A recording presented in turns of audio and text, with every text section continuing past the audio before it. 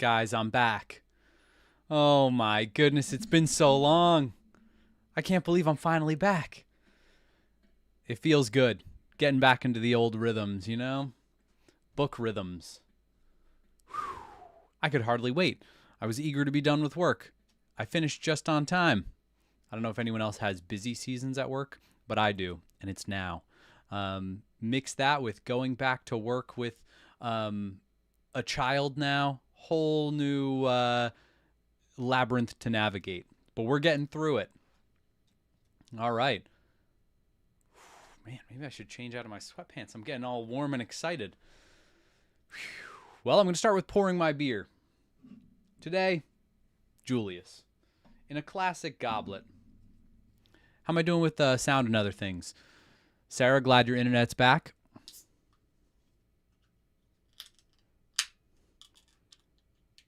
Thanks, guys. Ooh, that smells good.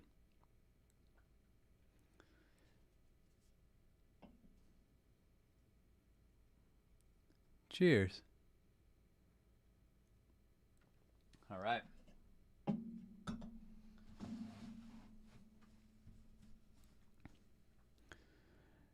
So I was playing with different options. Jen got me a green screen that I could put behind me, and I set it up. And it was kind of fun to play with because then I could make it as if I'm sitting in my own little hobbit home in the Shire. But then it made my face look weird because I don't know how to edit all the colors and do all that crazy stuff. So I said, you know what? We're going to save green screen for another time when I can improve my lighting and fix all the other things.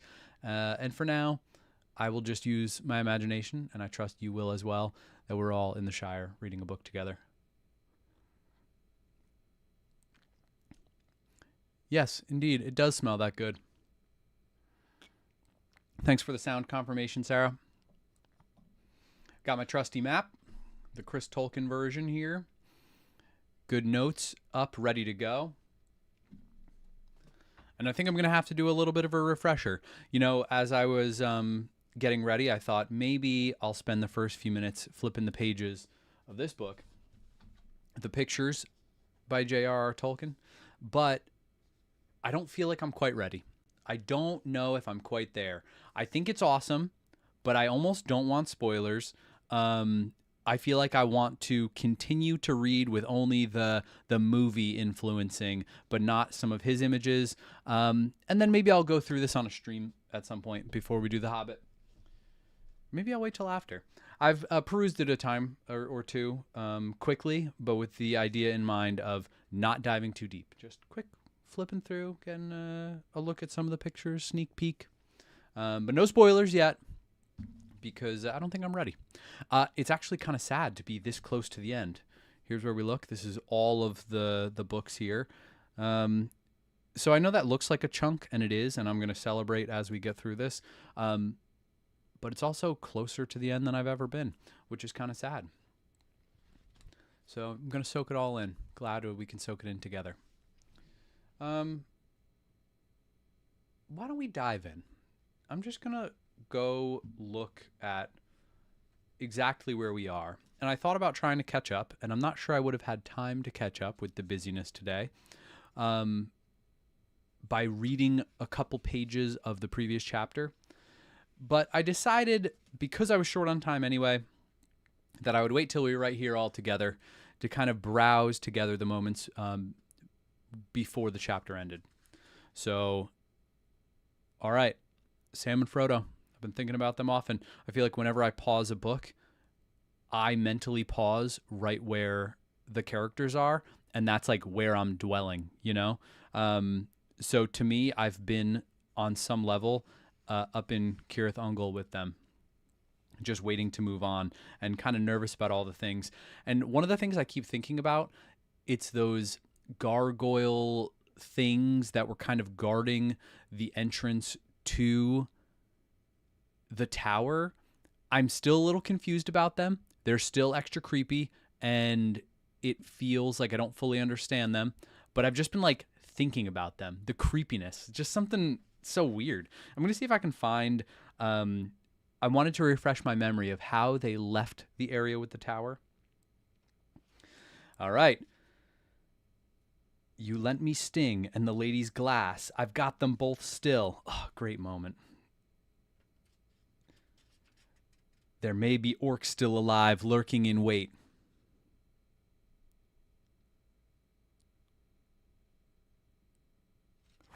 Collecting all the things. Yeah, Watchers. That's what they're called. The Watchers, not the gargoyles. All right. Good heads up, Sarah. I will try not to move away from the mic. Sometimes I start talking and then I move my face all over and it gets bad. And I'll try to face the camera so that it keeps everyone in the loop here. Okay. So Sam is trying to hurry Frodo out here and get them moving again. Okay, he does a little scouting, gets some gear, brings them back. You can pick up a shield as we go. Aren't we going to match, Sam?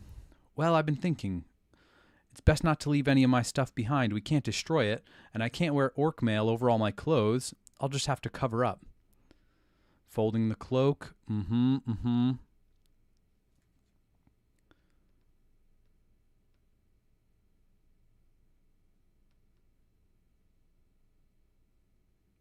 Oh, I kind of missed it that Sam gathered a bunch of the lembas bread. I guess they didn't like it, so he found some scattered about, some they had stepped on.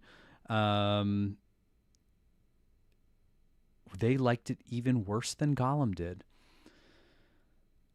I guess it's that elven magic just does not sit well with them, or is it the fact that it is human food? I'm going to lean in the direction of magic on this one.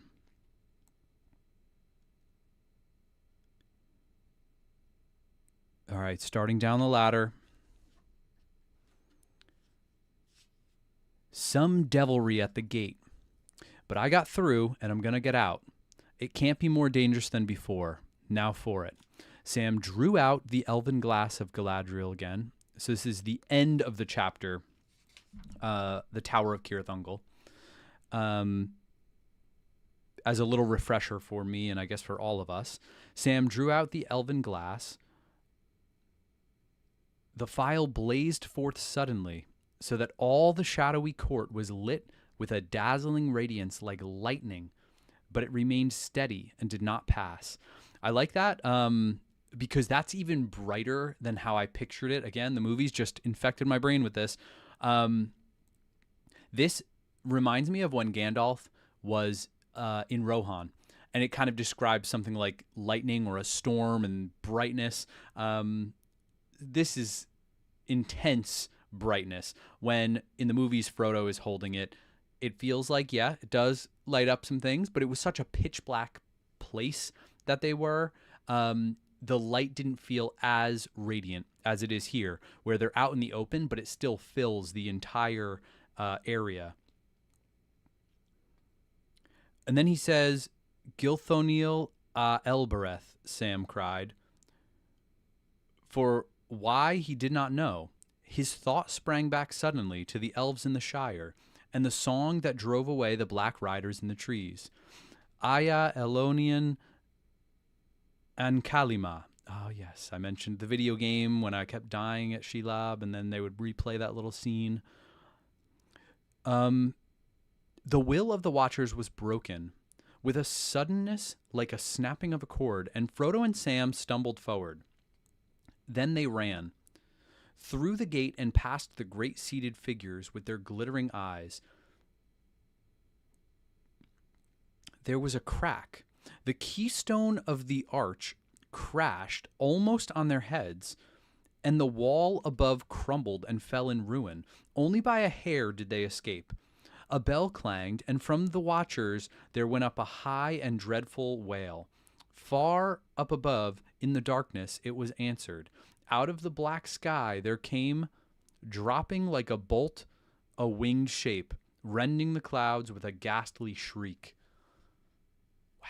I'm glad my brain ended at the Watchers, and I haven't been thinking about a ring wraith diving out of the clouds in this final moment, because I'm still a little confused about this keystone. So it broke. Was that from the power of good or from a reaction of evil? Not sure. Coming down on their heads, did they narrowly escape because some evil was trying to bring it down on their heads? Or was this the perfect timing of good, where it was brought down behind them? My instinct is to think this was some kind of good that made it almost break whatever spells were on the tower, or on the gate to the courtyard there. But I'm not sure if it gets answered. But wow, that is cool. But they were still able to get a wail off, a shriek, a high, dreadful wail. And then it was answered. So all this time up above, ring wraiths were just circling. And then they're like, oh, something's going on. Let's check this out. And then they come flying down. Do they land? Do they interact with Frodo and Sam? My first thought here, well, I guess I've had a lot of thoughts. I got to stop saying first thought. But is this going to be something similar to the interaction we got in Two Towers in the movie, where Sam and Frodo are in Osgiliath and they're really getting that interaction with a ringwraith and a Nazgul? They narrowly escape. Sam comes to the rescue. But that somehow feels very different than this. This feels so dark because they're in Mordor. Are they going to be able to just sneak by? A lot of unknowns. What a cliffhanger. My goodness. All right, let me catch up. I'm going to be better with the chat. I will. I say this every time, but I mean it every time. Yeah, you're right, Heidi. The Watchers and the Barrow-wights, they feel similar in this weird, like, it again even goes beyond what I sensed in the movies, where it's this next level of like spirit creepiness, very unsettling.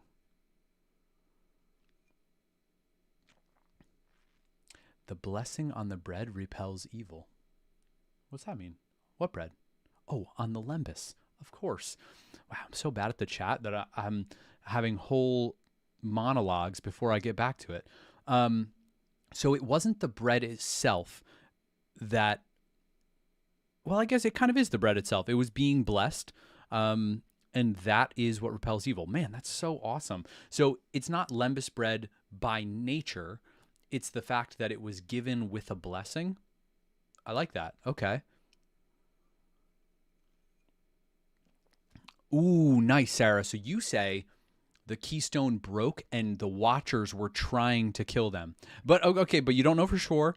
I like that. I'd love to hear why, or that's probably just a feeling you get based on all of your reading. And because I don't have as much exposure to all of the works of Tolkien here, and it's been so tainted by the movies. So many of you guys are the purists. You were able to read the books before watching the movies. Amazing.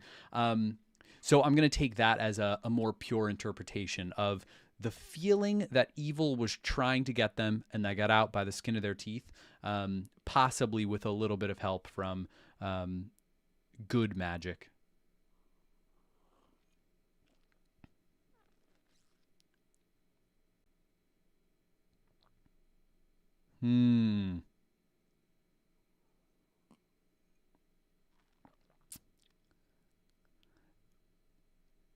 Power with the elven words. It's a combo. Okay, interesting.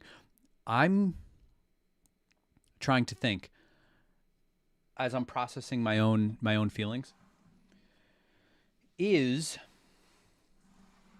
the magic coming from the file or the elven words? If they had the file and they walked without saying any elven words, how much power would they have? If they didn't have the file and they spoke those elven words, how much power would they have? They have both.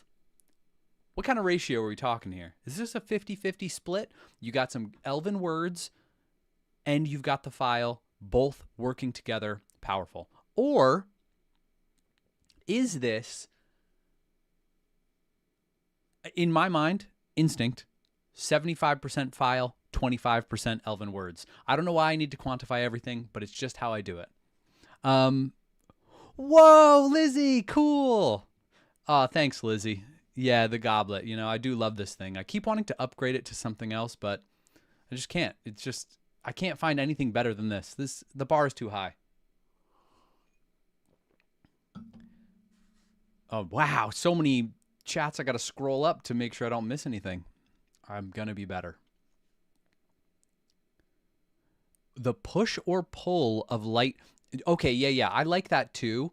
That together it was the battle of good and bad that caused some kind of ripple that broke the keystone. I can be down with that too, for sure. Definitely viable option.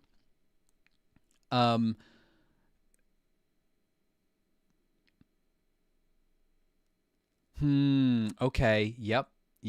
I like this. And so true.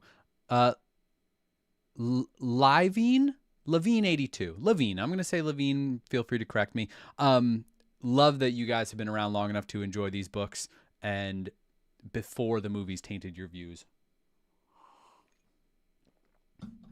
It's pretty excellent. And that's why you have such amazing instinct contributions to the chat that I don't have. I can't help it. My brain was infected by the movies in the best way. But I will never be able to read the books without the movies. I will also never be able to read the books for the first time again. That's why we're soaking it in. All right, both have the power. Mostly file, agreeing with me, 75 maybe, or 2/3 file, 1/3 elven words. It's certainly not that precise. I know I'm trying to quantify things that shouldn't be quantified maybe. Wow, I can't believe we're all here. This is great. If only Jen was here, she could join in too. Ooh, grace, interesting word. Yeah, true. We haven't started the read yet. This is all warm up to the read. Sorry I'm taking so long to warm up. I just really wanted to finish that ending to remind me of the feelings I felt last time. Oh, all right. You know, Dennis, I think you nailed it. 37.45% file. Excellent. But also crazy. Are you saying a slightly less than 2/3 words and then file? Huh. I would not have gone with that ratio. But a fascinating take and a cleverly worded dig. A huge significance in the battles of light and dark across the ages of Middle-earth. All right. I have a feeling that is a Silmarillion reference. The light from the star of Erendil. We do not know much about this, but I would love that. I want to see more about the star. And correct me if I'm wrong. The file is just collecting some of the light of that star. The file is not the star of Erendil, right? And you don't have to correct me if that's a spoiler. You know, I don't know. Yep.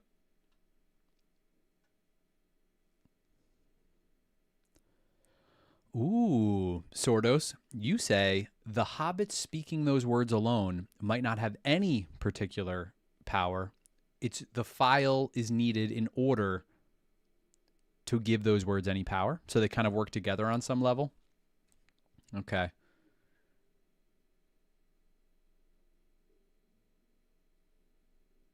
Nice.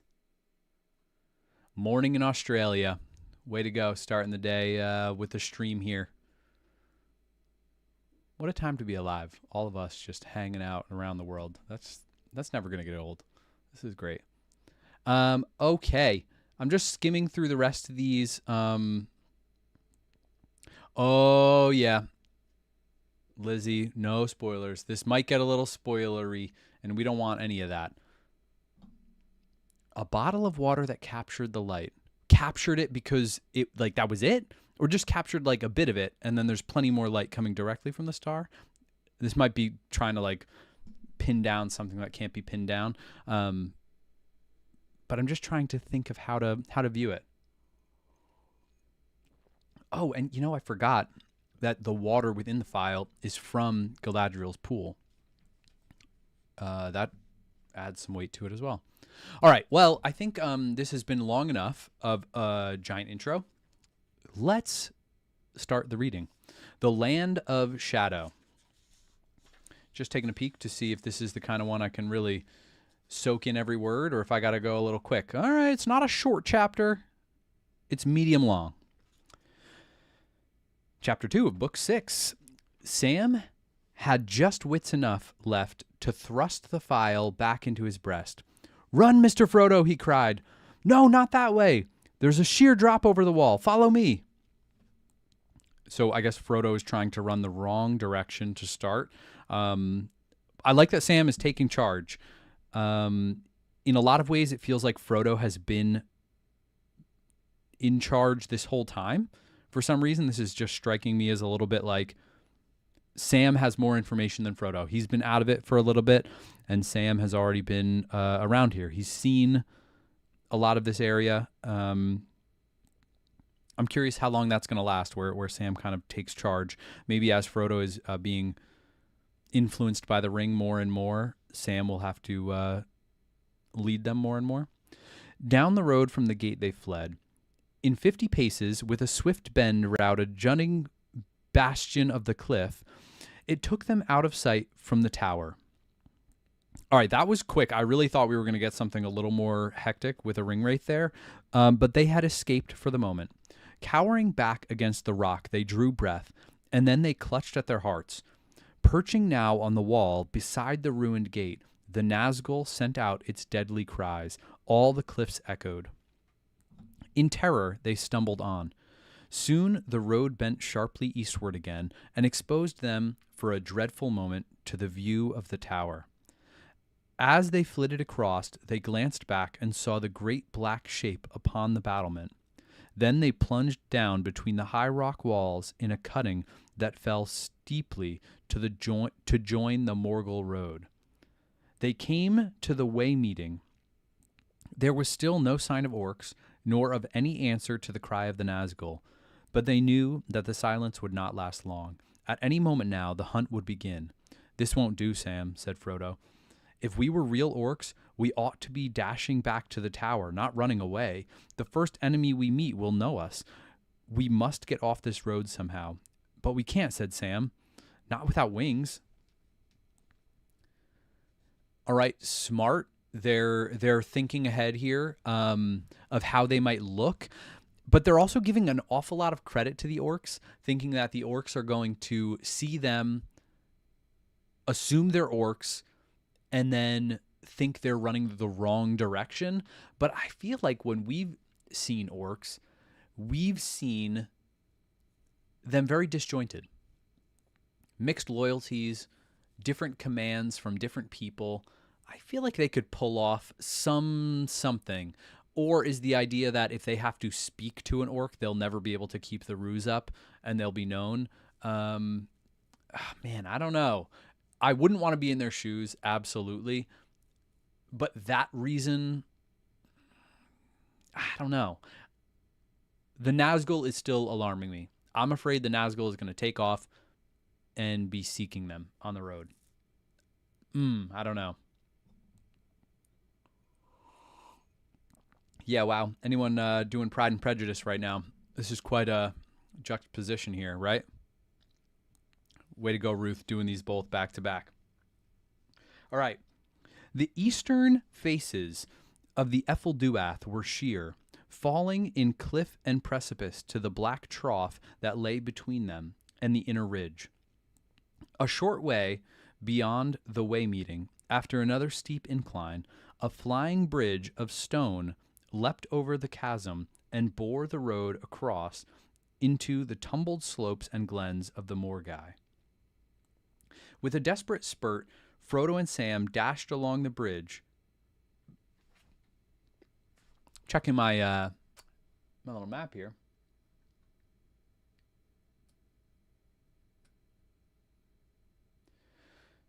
Okay, so the whole ridge, that makes sense. They're going down. We don't have any roads. I'm not seeing. There's more nuance to Mordor than we're getting in our maps. That's all right. I can accept that. They had hardly reached its further end when they heard the hue and cry begin. Away behind them, now high above on the mountainside, loomed the tower of Cirith Ungol, its stones glowing dully. Wait, dully? I'm terrible at reading. Here I am reading in front of everybody. Suddenly, its harsh bell clanged again and then broke into a shattering peal. Horns sounded, and now from beyond the bridge end came answering cries. Down in the dark trough, cut off from the dying glare of Orodruin, Frodo and Sam could not see ahead, but already they heard the tramp of iron-shod feet, and upon the road there rang the swift clatter of hoofs. Ooh, not good. Hoofs, surprising. More horses? My first thought, ring wraiths. We know they have horses, sketchy horses. But did we ever see, again, I'm sorry, movies, did we ever see any... I can't remember in the movies ever seeing an orc on a hoofed critter. We saw them on wargs. We saw them running around. We saw them dealing with trolls. But a hoofed critter, I really hope this isn't a ring wraith. And now they're hitting the situation they were worried about. They're trapped on a bridge. Is there anything they can do to duck and hide, go under the bridge, or are they stuck trying to blend in? Not a good situation. Proclifo. Hey, I'm Danny. Nice to meet you. Welcome. Yeah, you haven't been on any of these streams? I'm the random fill-in. Some people don't realize that I'm not John. But I'm not.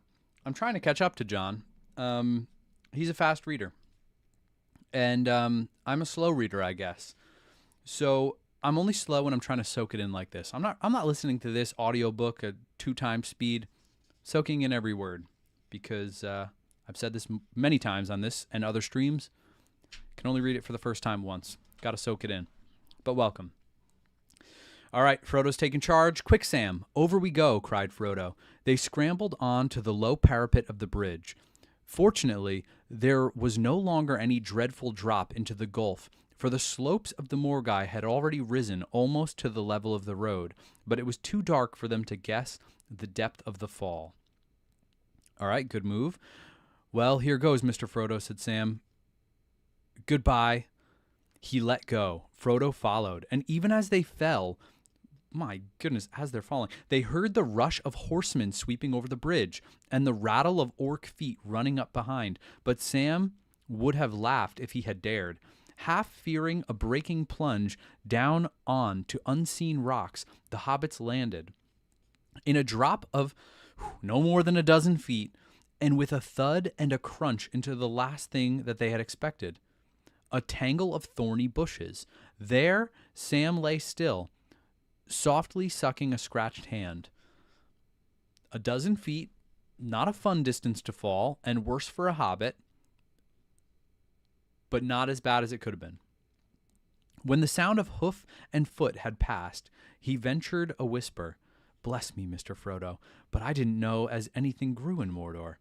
But if I had known, this is just what I would have looked for. These thorns must be a foot long by the feel of them. They've stuck through everything I've got on. Wish I'd put on that mail shirt.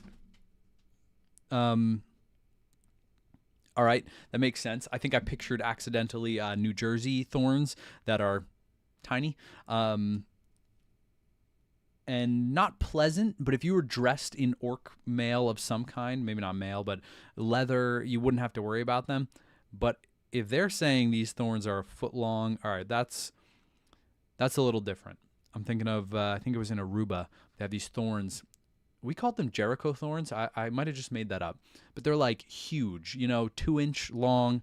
Stepped on one, straight through my flip-flop, right up into my heel. Unpleasant. And if this is going, they've stuck through everything I've got on. They've got some substantial something on, cloaks and mail. So hopefully not drawing too much blood here. Somehow I have returned.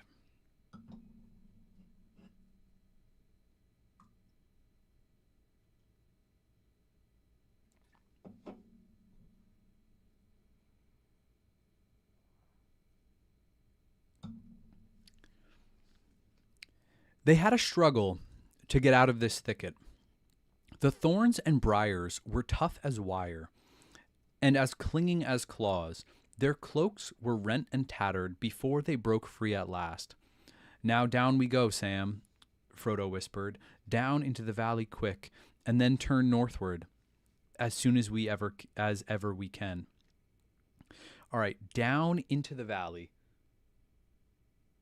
Again, not on the map. I'm just looking to get a feel that now they're heading south.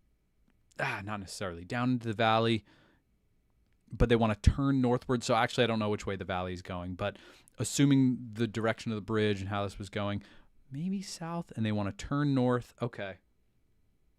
Because they want to head back towards Mount Doom. That would make sense.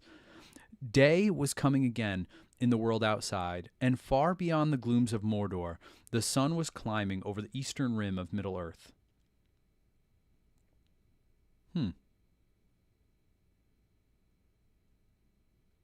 Okay.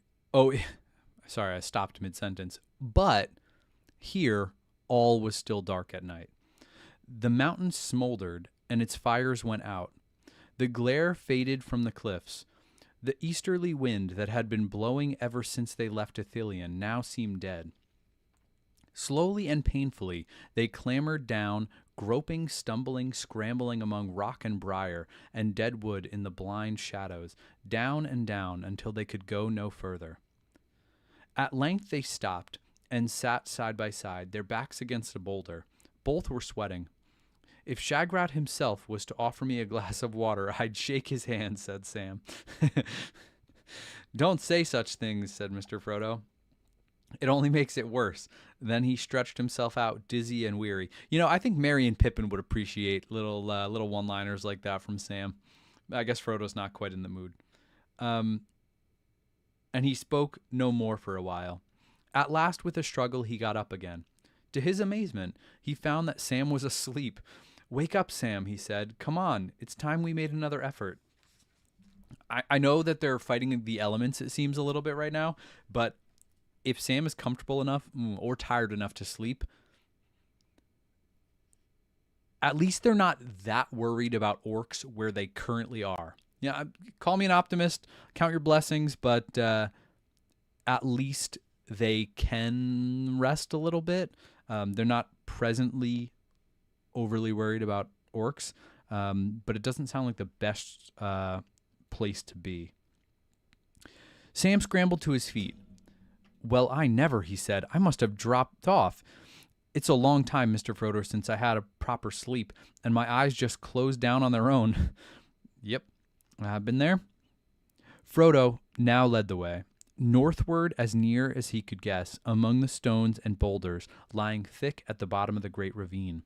But presently he stopped again. All right, so they're able to kind of turn north. I'm assuming they were traveling south, and that road that had the bridge is still between them and Mount Doom, and now they've gotten out of the ravine and they're going to go north, but they're going to have to cross the road and other things. Okay. "It's no good, Sam," he said. "I can't manage it. This mail shirt, I mean. Not in my present state. Even my mithril coat seemed heavy when I was tired. This is far heavier. And what's the use of it? We shan't win through by fighting." "But we may have some to do," said Sam. "And there's knives and stray arrows. That Gollum isn't dead, for one thing. I don't like to think of you with naught but a bit of leather between you and a stab in the dark." "Look here, Sam, dear lad," said Frodo. "I am tired, weary. I haven't a hope left, but I have to go on trying to get to the mountain as long as I can move. The ring is enough. This extra weight is killing me. It must go, but don't think I'm ungrateful. I hate to think of the foul work you must have had among the bodies to find it for me." Frodo's being so considerate. Gotta highlight some of this. It feels like even here, he's like, he feels bad that Sam had to go around getting this for him, which, it's nice. But I guess Frodo is saying at this point, we're not going to need the mail for fighting. The counter to that, I don't know if Sam's going to say it, but is really, the mail's not for fighting. It's for looking like an orc so you can play it off and not have to fight. I hope it doesn't come to that. Any kind of fighting. All right, let's see. But it could still be used at a distance where if he doesn't have it, will he look like an orc? I'm not sure. But this is also a key time where we're starting to see the weight of the ring that I feel like in the movies we tasted much earlier. In the books, clearly it already has happened to Frodo, but we haven't heard him mention it very much compared to this being so blatant.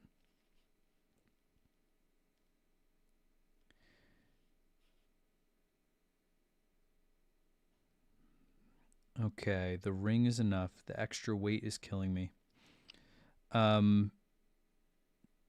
Don't talk about it, Mr. Frodo.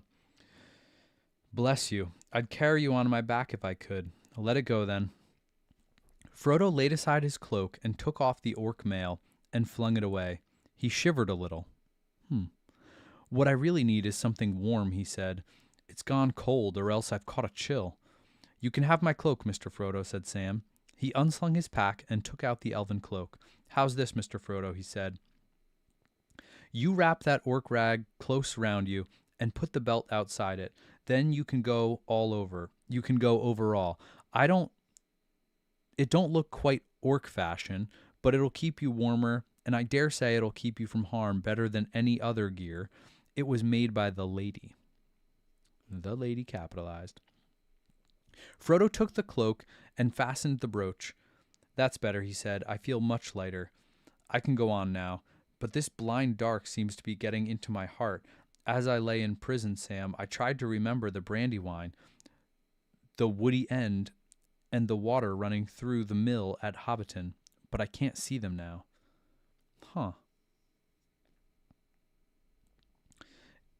Is this messing with his memory? I'm curious how much of this is Ring versus Mordor versus just trauma and things he's been through. But wow, he can't remember Hobbiton.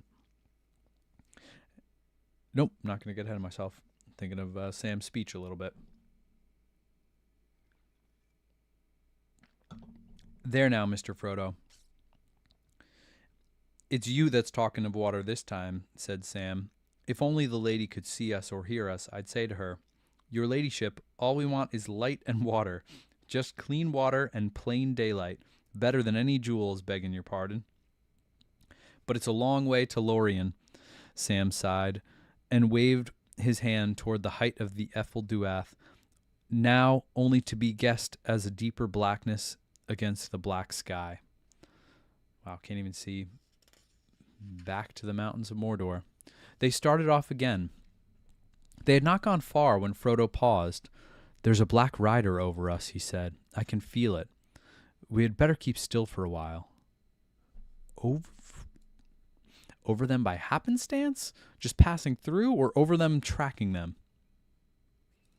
I don't know, but I don't like it. Crouched under a great boulder, they sat facing back westward and did not speak for some time. Then Frodo breathed a sigh of relief. It's past, he said. They stood up, and then they both stared in wonder. Away to their left, southward,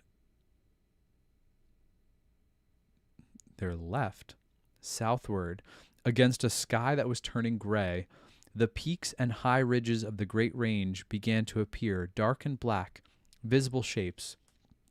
Light was growing behind them. Slowly it crept towards the north. There was a battle far above in the high spaces of the air. The billowing clouds of Mordor were being driven back, their edges tattered, as a wind out of the living world came up and swept the fumes and smokes towards the dark land of their home. Under the lifting skirts of the dreary canopy, dim light leaked into Mordor like pale morning, through the grimmed window of a prison. Look at it, Mr. Frodo, said Sam. Look at it. The wind's changed. Something's happening. He's not having it all his own way. His darkness is breaking up out in the world there. I wish I could see what is going on. It was the morning of the 15th of March. The Ides of March, huh? Beware. And over the vale of Anduin, the sun was rising above the eastern shadow, and the southwest wind was blowing. Theoden lay dying on the Pelennor fields. Oh, that's given us a timing thing. Lay dying. So this is before he even died. Wow. Can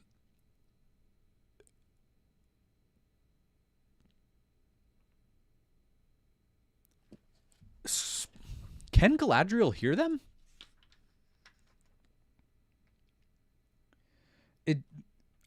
Crazy. If only the lady could see us or hear us. All we want is light and water. Is it going to rain next? Well, step one, they're getting some light. And I'm going to credit this to Galadriel or fate or something else. They're getting a little momentum. Okay. As Frodo and... I'm going to read the chat. Hey, Shattermelon. Yeah, I know. You haven't been able to catch a stream. I haven't been able to catch a stream in a while. There's a better map for this chapter.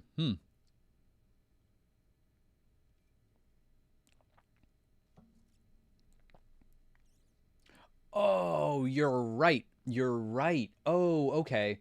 I see what you mean. Because the mountains I'm seeing, you can see a little on my screen here. These mountains here are south of them.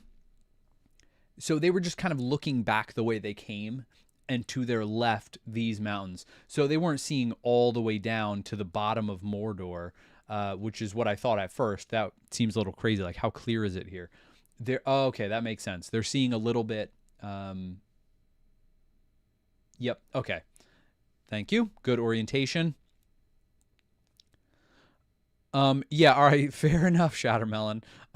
Being near to death will definitely affect your comedic sense. Frodo's not so into the jokes. Wow. The ring is more of a phantom menace until they get to Mordor. Then it really goes Sith on them. Love this. You're absolutely right. And thank you. Yes, I do love this little leaf. Thanks, John. It's a great touch. She doesn't have that kind of power. All right, Ruth, fine. But you know what? Some kind of good fate, something heard Sam. I gotta believe it. And that's what brought the light in. Even if you say it, Dennis. All right. Oh, all right, nice. I'll have to check the Discord later. Other powers. Okay, good. Well, other powers bringing some light in, and that's what they needed right now. And I like that. And as Frodo and Sam stood and gazed, the rim of light spread all along the line of the Ephel Duath. And then they saw a shape moving at a great speed out of the west, at first only a black speck against the glimmering strip above the mountaintops, but growing until it plunged like a bolt into the dark canopy and passed high above them. As it went, it sent out a long, shrill cry, the voice of a Nazgul, but this cry no longer held any terror for them. It was a cry of woe and dismay, ill tidings for the Dark Tower. The Lord of the Ringwraiths had met his doom. I assume that's just a little side note for us, the Lord of the Ringwraiths, to give us some timing there. Sam and Frodo could not have known that, but they didn't feel the terror, so that would have still felt like, good is getting some good things happening over there. Winning some kind of battle, a couple points for the good guys. What did I tell you? Oh, here we got our answer. Something's happening, cried Sam. The war's going well. Oh, the war's going well, said Shagrat.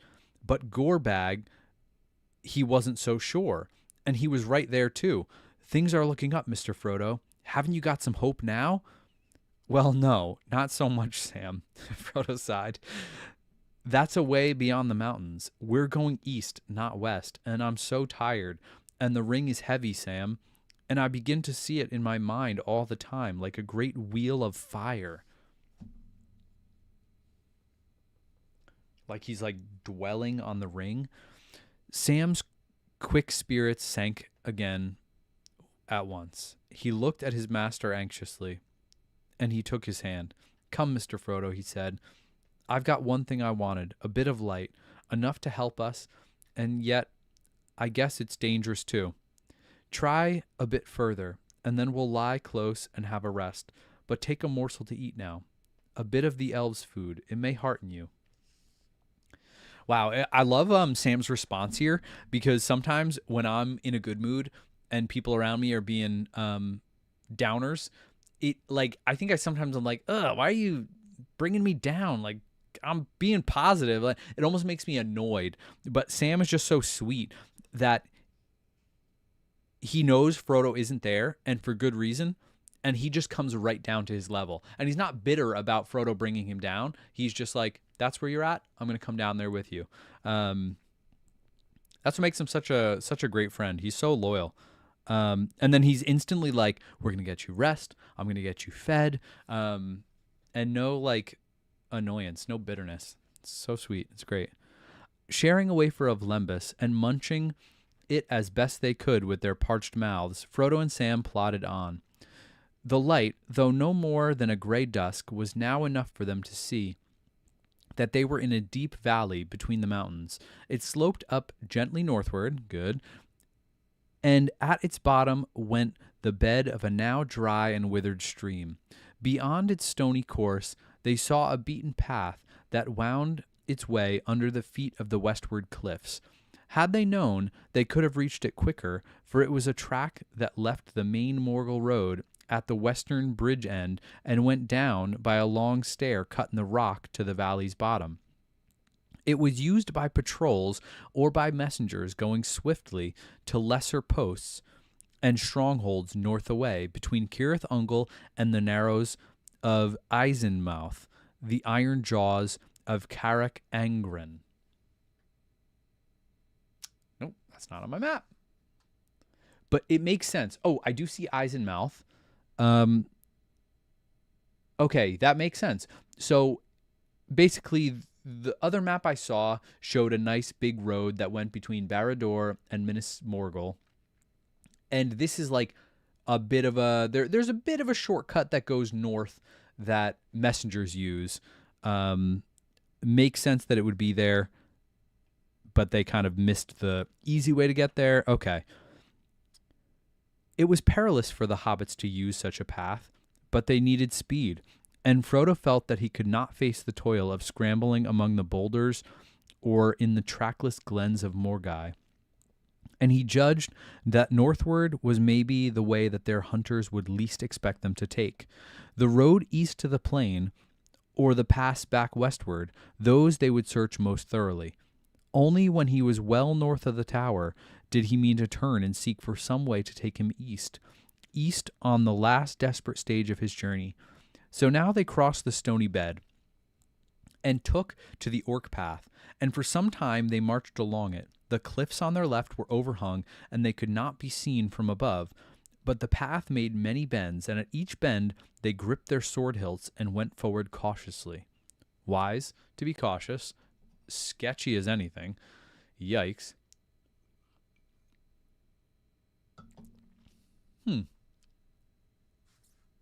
Definitely other powers. In the Two Towers, when Merry and Pippin end up right where someone was needed for getting the Ents roused. True. Grace and providence. Fate. Yeah, you're right. We do see that a lot. And I've heard references some of you guys have made to higher power in Middle-earth, the god of Middle-earth. Has not been mentioned in these pages that I've picked up on, but I guess I'll get there eventually. Yeah, this chapter is making me thirsty too. Very much so. Thankfully, got my goblet. The light grew no stronger, for Orodruin was still belching forth a great flume that, beaten upward by the opposing airs, mounted higher and higher until it reached a region above the wind, and spread in an immeasurable roof, whose central pillar rose out of the shadows beyond their view. They had trudged for more than an hour when they heard a sound that brought them to a halt, unbelievable but unmistakable. Water trickling out of a gully on the left, so sharp and narrow that it looked as if a black cliff had been cloven by some huge axe. Water came dripping down.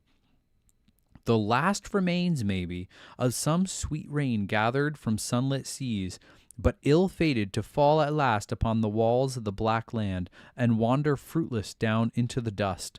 Here it came out of the rock in a little falling streamlet and flowed across the path, and turning south ran away swiftly to be lost among the dead stones.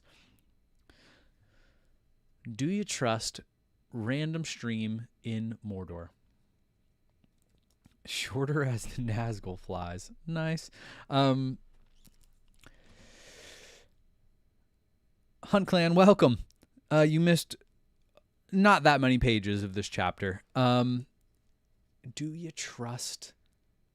You know, I'm not sure if you trust a stream, but at this point, I don't know if you have a choice.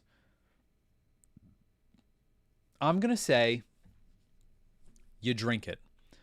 They, or JR, not sure, is saying rains in the mountains, the poor water ended up in a bad place where it doesn't go to its full use to fuel crops and other things, and it just dies among the stones. If that is true, drink up. It's your only choice. And maybe they're scouting out in their heads their path, knowing on the way to Mount Doom, you don't have a lot of choice. This might be your last chance to drink until you get there. I don't love it, but I think you got to drink it. Sam sprang towards it. If ever I see the lady again, I will tell her, he cried. Light and now water. I'm glad he realizes that he was I guess praying for it on some level. Then he stopped.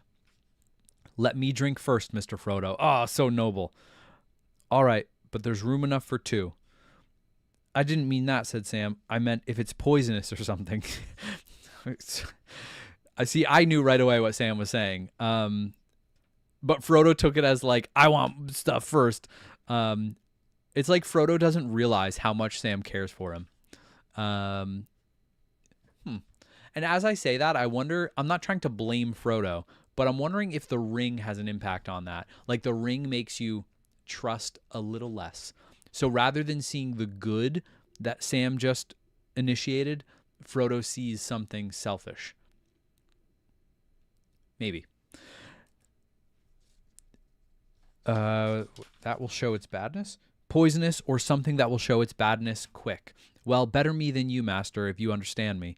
I do, but I think we'll trust our luck together, Sam, or our blessing. Still, be careful now, if it's very cold. The water was cool, but not icy, and it had an unpleasant taste, at once bitter and oily, or so they would have said at home.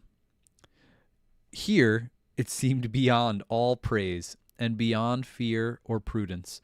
They drank their fill, and Sam replenished his water bottle. After that, Frodo felt easier. And they went on for several miles, until the broadening of the road and the beginning of the rough wall along its edge warned them that they were drawing near to another Orkhold. This is where we turn aside, Sam, said Frodo, and we must turn east. He sighed as he looked at the gloomy ridges along the valley. I have just about enough strength left to find some hole away up there, and then I must rest a little. All right, so there...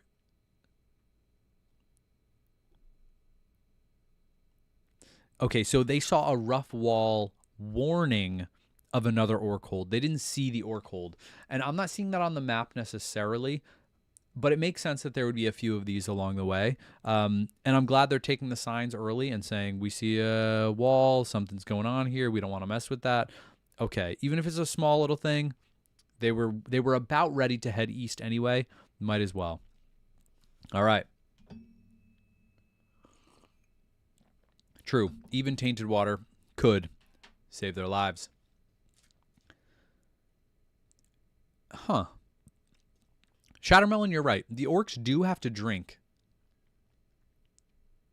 Do they? I guess I never really thought about it. I mean, I thought about it a little bit, and on some level, I assumed that they did. But just like water, like they have to drink water. Maybe I'm not trying to compare my son to an orc, but I'm just thinking that babies cannot process water yet. Formula, of course. He has his breast milk and formula, which is mostly water, like 98% water anyway, but not water directly. And in some way, I thought that's how orcs were. I think I projected that almost like water is too pure, too good. They can't process it. Now, maybe they get water from other things, but somehow I'm picturing that if an orc came across this stream of pure, good water, they'd be like, ugh, it's got to be mixed with dirt before I'll drink that thing. I don't know. I'm just saying, I've kind of assumed they wouldn't drink this. Totally making it up. It's not based on anything, I don't think, but I don't think we're going to get a lot more of the orc lore that I'm looking for here. The orc babies is pretty hilarious.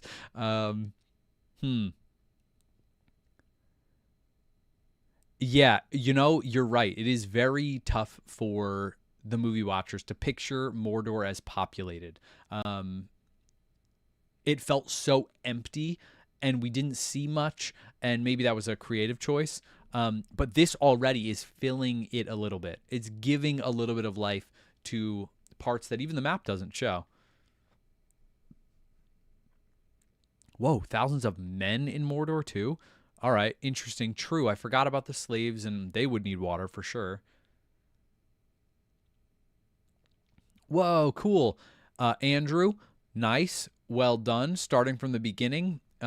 Glad you made it 2 weeks ago, found the channel. Well, I don't know exactly where you are, but if you're watching John reading and you're watching me reading, then you've got lots ahead of you. And we have lots ahead of us because there is much more Lord of the Rings content to come. All right, I better get back to it. The riverbed was now some way below the path. They scrambled down to it and began to cross it. To their surprise, they came upon dark pools fed by threads of water trickling down from some source higher up in the valley. Upon its outer marges, under the westward mountains, Mordor was a dying land, but it was not yet dead. Under the westward mountains, it was a dying land, but not yet dead. And here, things still grew. Harsh, twisted, bitter, struggling for life. In the glens of the Morgai on the other side of the valley, low, scrubby trees lurked and clung. Coarse, gray grass tussocks fought with the stones, and withered mosses crawled on them. And everywhere great, writhing, tangled brambles sprawled.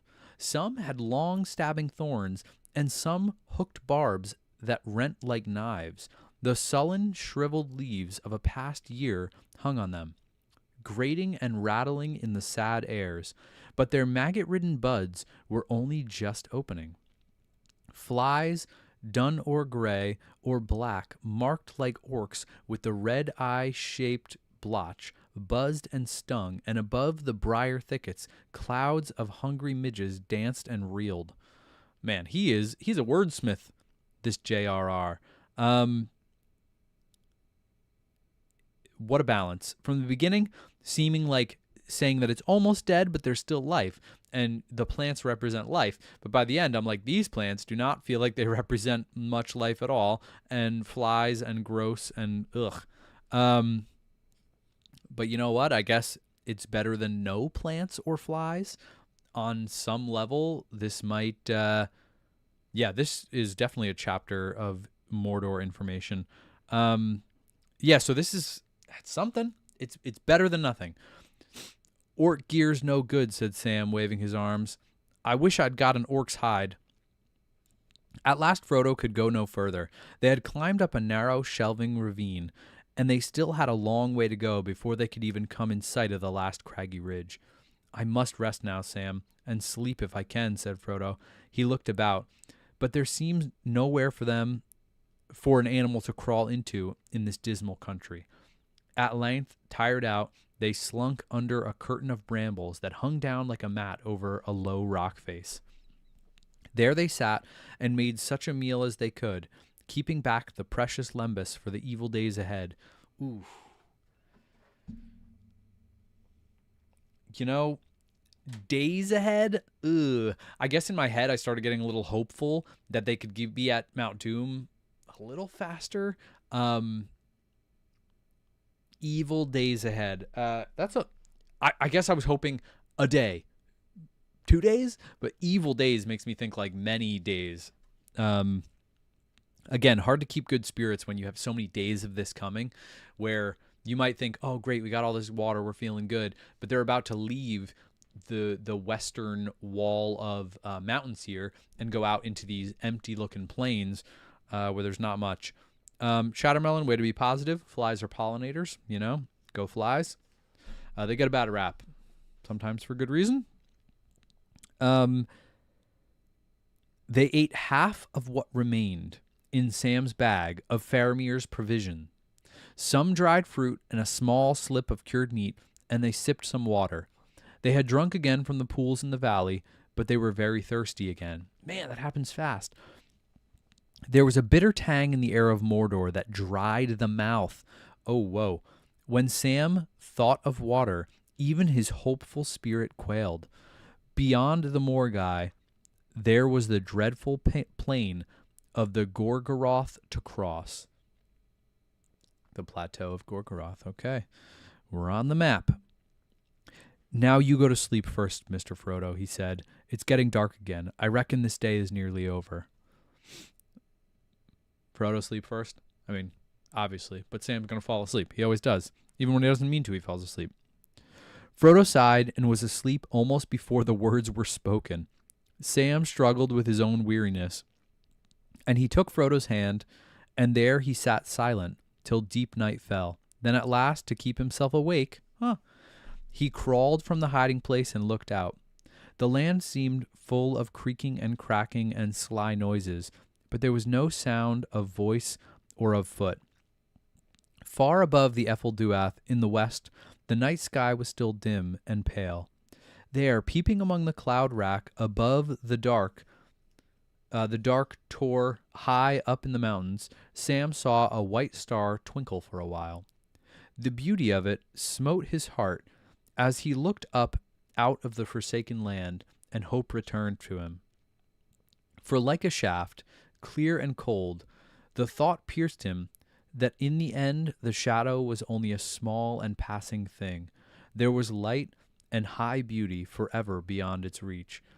His song in the tower had been defiance rather than hope, for even he was thinking of himself.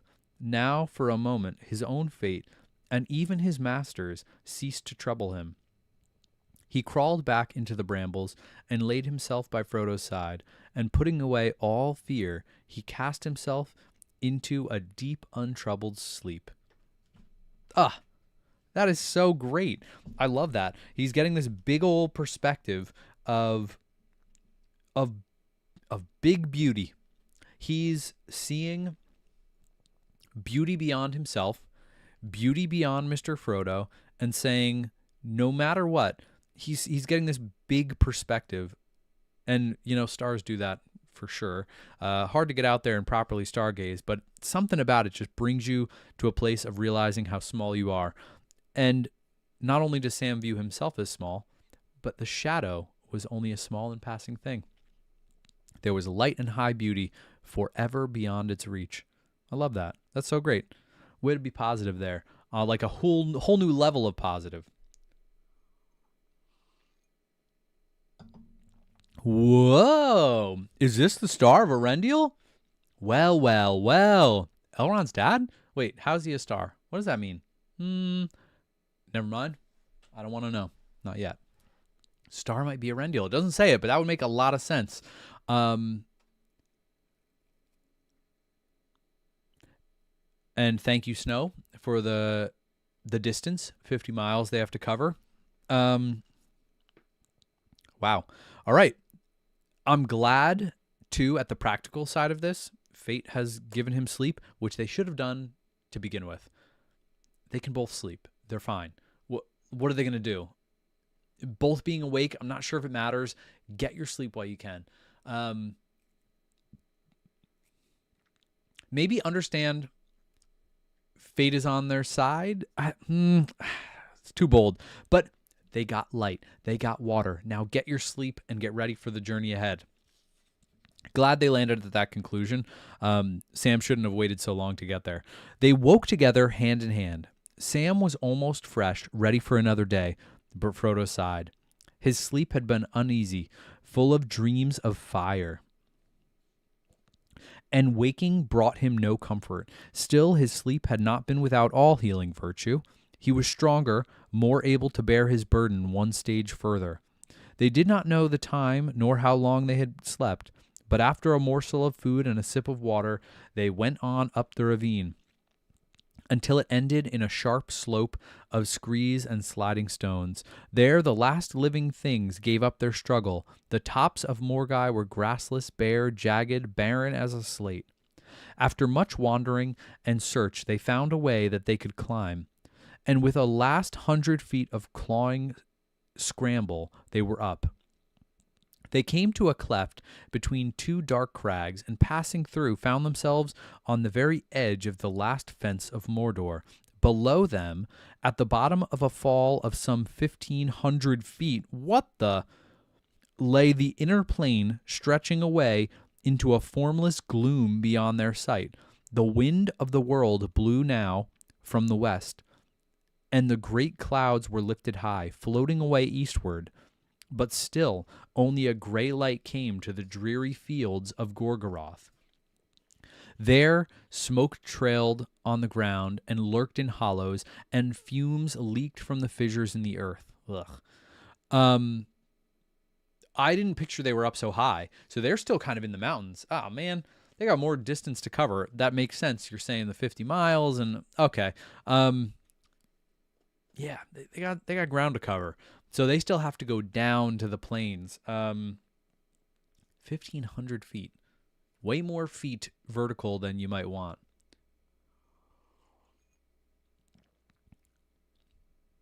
A light in dark places when all other lights go out. Already fulfilled that, I would say. Specifically in Cirith Ungol, but on a broader sense, you're right. Right now. Imperial measurement user. Nice. So true. Still far away. 40 miles at least. Who said 50? They saw Mount Doom. Well, maybe you know even better. Or where they slept. We don't know how far they've come since then, but it's just their estimate. Maybe your estimate's closer. But yeah, given the miles. Love to see it as an American. Shoot. All right. They saw Mount Doom, its feet founded in ashen ruin, its huge cone rising to a great height, where its reeking head was swathed in cloud. Its fires were now dimmed, and it stood in smoldering slumber, as threatening and dangerous as a sleeping beast. Ooh. Does the beast awake? Behind it, there hung a vast shadow, ominous as a thundercloud, the Vales of Barad-dûr. The Dark Tower. The Vales of Barad-dûr, that was reared far away upon a long spur of the Ashen Mountains, thrust down from the north. The Dark Power was deep in thought, and the eye turned inward, pondering tidings of doubt and danger. A bright sword and a stern and kingly face it saw. Bright sword, it's looking at Aragorn. Kingly face, definitely looking at Aragorn. Absolutely. And for a while it gave little thought to the other things, and all its great stronghold, gate on gate and tower on tower, was wrapped in a brooding gloom. Gloom like the kind of gloom that evil likes, or gloom like evil is feeling gloomy because good is feeling stronger. Frodo and Sam gazed out in mingled loathing and wonder on this hateful land. Between them and the smoking mountain, and about it, north and south, all seemed ruinous and dead. A desert burned and choked. They wondered how the lord of this realm maintained and fed his slaves and his armies. Great question. I'm not sure this is the time to be wondering about wartime logistics or anything, but a fair question. How do you feed an army of orcs in this barren land? Orcs and people, I guess.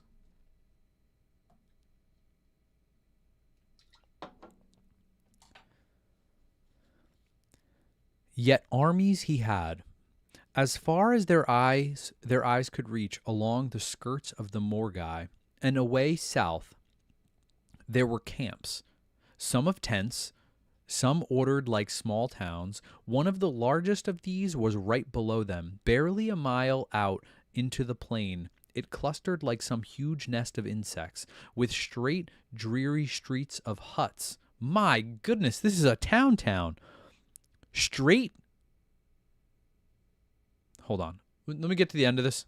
Come back. Straight, dreary streets of huts and long, low, drab buildings. About it, the ground was busy, with folk going to and fro.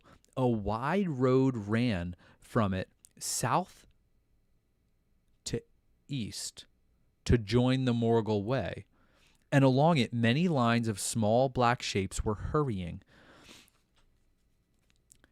This is a silly thing to focus on, but what got me here? Straight streets.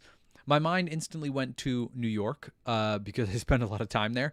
The grid of it all, straight streets. I'm not saying it was all grid-like, but I guess I just pictured an orc village less organized. Not straight streets, winding and zigging and zagging, and some guy built something, and some other orc came along and tore it down and built his own thing bigger, and it just like clusters of buildings and winding around. Straight streets, it feels so organized. But like someone said, this is giving a lot more of the Mordor context of people living here, towns, villages. And you know what else it said? Huts and then buildings. Weird distinction. Orcs could live in huts. It feels like a home of an orc. But a building, and to make a distinction of a building, feels like, okay, you might have restaurants or a tavern or whatever. They live in apartments? You got orc apartments up in here? Long, low, drab buildings. All right, so maybe apartments maybe is not the right word, but these are much more formed villages than I was picturing. It ends with saying that the shapes are hurrying. Things are happening. Okay.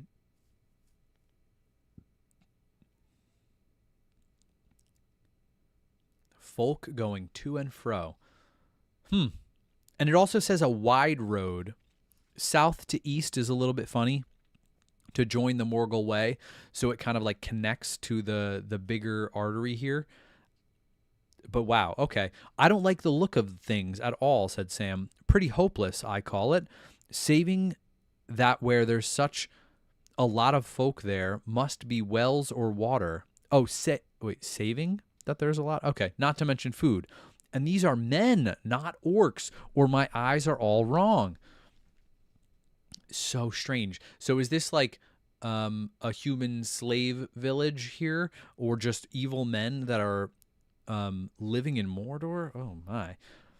Neither he nor Frodo knew anything of the great slave-worked fields away south in this wide realm. Beyond the fumes of the mountain by the dark, sad waters of Lake Nurnin.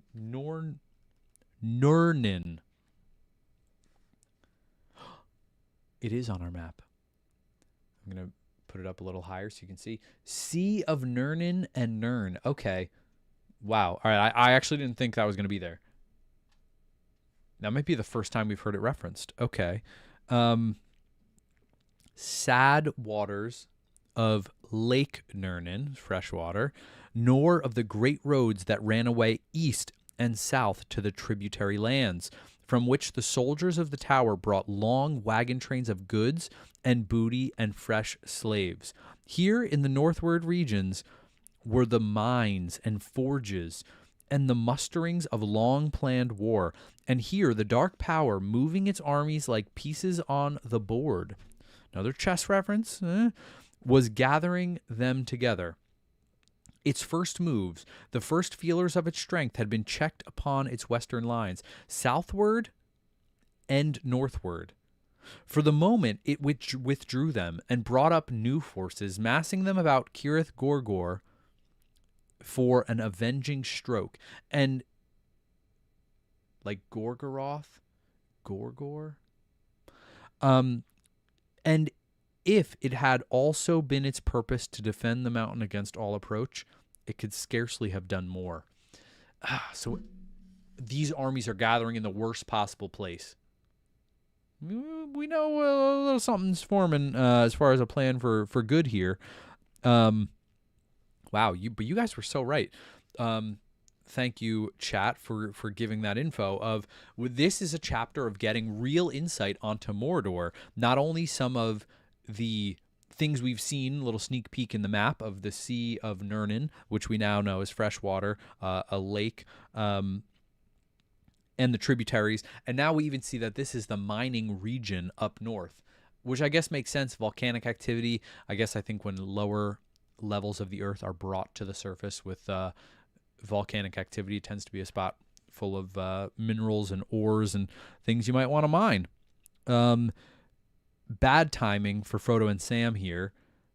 Hopefully we see a little change in this army placement soon. Yeah, you're right, Dennis. I jumped ahead, assuming orcs built it. But even these men, they must have taken some of this from home. I'm thinking about their motivation. Why are these men slaves? What are they trying to do? Many questions. Orcs live in tunnels and caves, huh? That also goes pretty well with volcanic activity, little lava tubes and stuff. Yeah, Shadowmelon, you're so right. I got to just read literally the next sentence, and sometimes I get my answer, but I just can't help but pause mid-sentence and think for a while. And then sometimes it feels great when the next sentence confirms my thoughts. Other times I feel like a big old dumbhead when I read the next sentence and it answers all my questions or tells me how wrong I am. So, yep. Oh, military base. Okay, barracks, that kind of a thing. Sure. Well said. Such are the whims of fate. Well, Sam went on, whatever they have to eat and drink, we can't get it. There's no way down that I can see, and we couldn't cross all that open country crawling with enemies, even if we did get down. Still, we have to try, said Frodo. It's no worse than I expected. I never hoped to get across. I can't see any hope of it now. I didn't think we were going to do it before, and I still don't think so, but let's give it a whirl. But I've still got to do the best I can. Great attitude. At present, that is to avoid being captured as long as possible. No, not as long as possible. Forever. Just don't be captured. So we must still go northwards, I think, and see what it is where the open plain is narrower. I guess what'll it be like, said Sam. Where it's narrower, the orcs and men will just be packed closer. You'll see, Mr. Frodo. I dare say I shall, if we ever get so far, said Frodo, and turned away. All right, so Frodo firmly leading again, making the calls that Sam doesn't even seem to agree with. But also, is the goal to get down to this just for food and stuff? Again, it's like trying to plot your path based on where they can get a little bit of food, provisions for this journey, because it's way too far. And again, I can't help but project human scale on this. But when you add Hobbit size, Mordor vibes, and the ring, the distance is much more than it seems. Okay. They soon found that it was impossible to make their way along the crest of the Morgai or anywhere along its higher levels, pathless as they were and scored with deep gills. In the end, they were forced to go back down the ravine that they had climbed up, and seek for a way along the valley. It was rough going, for they dared not cross over the path on the westward side. After a mile or more, they saw, huddled in a hollow at the cliff's foot, the Orkhold that they had guessed was near at hand. A wall and a cluster of stone huts set about the dark mouth of a cave. There it is, orcs and caves. There was no movement to be seen, but the hobbits crept by cautiously, keeping as much as they could to the thorn brakes that grew thickly at this point along both sides of the old watercourse. They went 2 or 3 miles further, and the Orkhold was hidden from sight behind them. But they had hardly begun to breathe more freely again when, harsh and loud, they heard orc voices. Quickly they slunk out of sight behind a brown and stunted bush. The voices drew nearer. Presently 2 orcs came into view. One was clad in ragged brown and was armed with a bow of horn. A bow of horn? It was a small breed, black-skinned with wide and snuffling nostrils, evidently a tracker of some kind, not what you want to see. The other was a big fighting orc, like those of Shagrat's company, bearing the token of the eye. He also had a bow at his back and carried a short, broad-headed spear. As usual, they were quarreling. Classic orc. And being of different breeds, they used the common speech after their fashion. Good common speech, cool, they can understand it. I keep forgetting that that's a thing, and I love that he's explaining this and the details of the orc culture. Whoa. I don't want tracking orcs anywhere near them right now. Sarah, thanks for catching that. I was like, horns, bow, a recurve bow made of horns. I guess I'm picturing small horns, but I shouldn't be. They could be really big horns. Antelope's horns, really long. Okay, yeah, I can get there. Sure. And I guess it could even be a different kind of horn, like almost like an antler. I'm not sure, but there could be other creatures I'm not so privy to. Hardly 20 paces from where the hobbits lurked, a small orc stopped. "Nar," it snarled. "I'm going home." It pointed across... I'm picturing an Australian accent. "Nar. I'm going home." It pointed across the valley to the Orkhold. "No good wearing my nose out on stones anymore. There's not a trace left, I say. I've lost the scent through giving way to you. It went up into the hills, not along the valley, I tell you. Not much use are you, you little snufflers," said the big orc. "I reckon eyes are better than your snotty nose."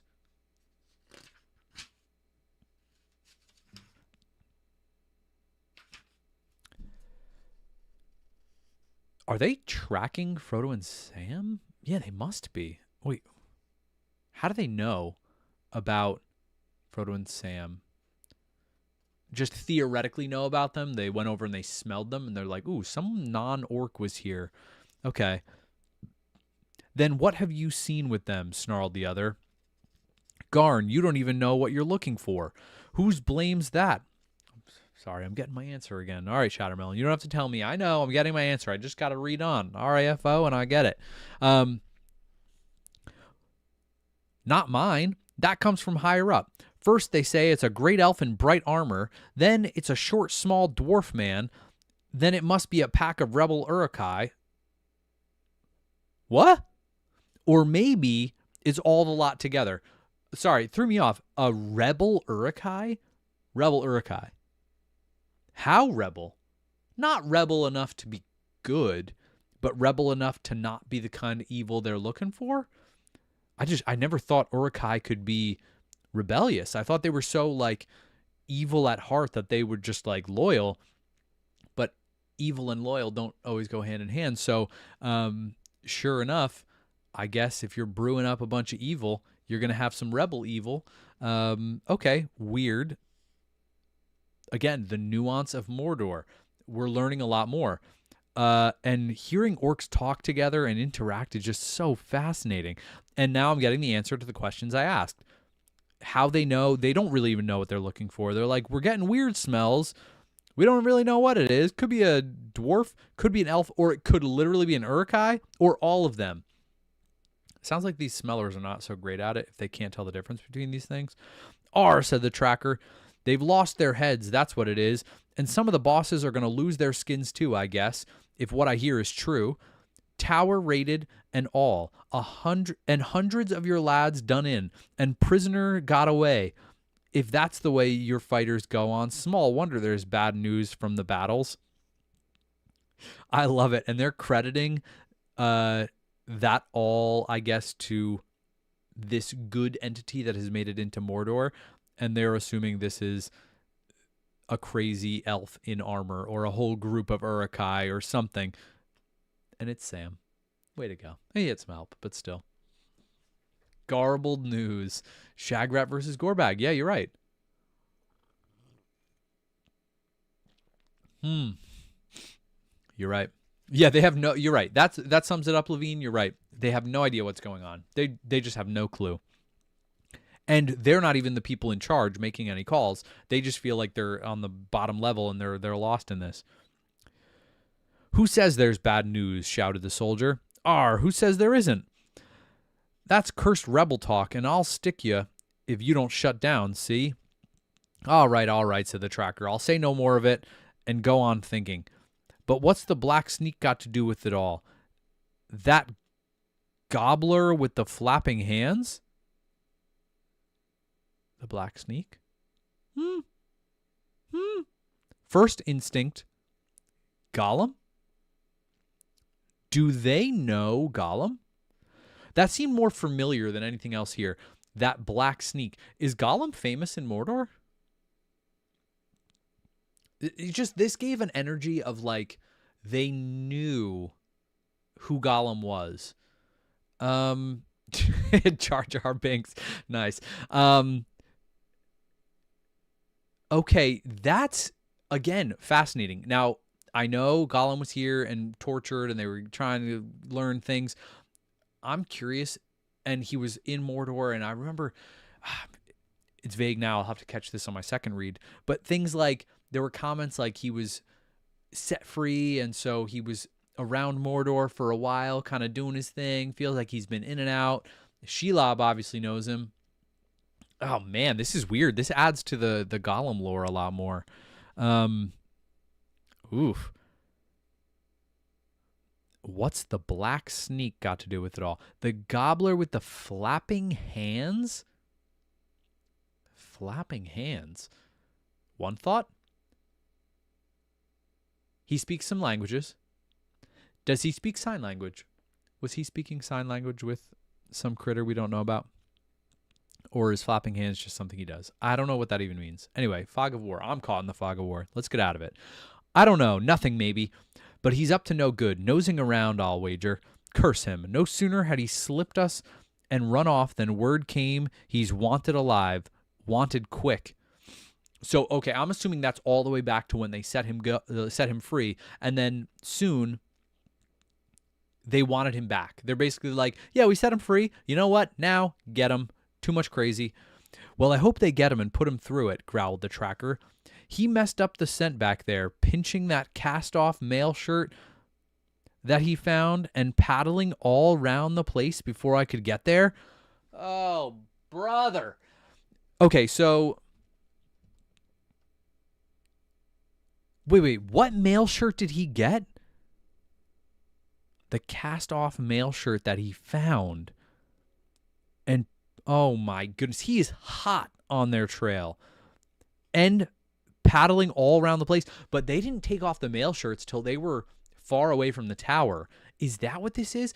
At first I thought Mithril, but now I'm thinking Gollum is not that far behind them, but has to go slow because if he's just smelling and tracking and whatever, and there's less living things to track with, just walking on dust is not going to like give you much of a trail.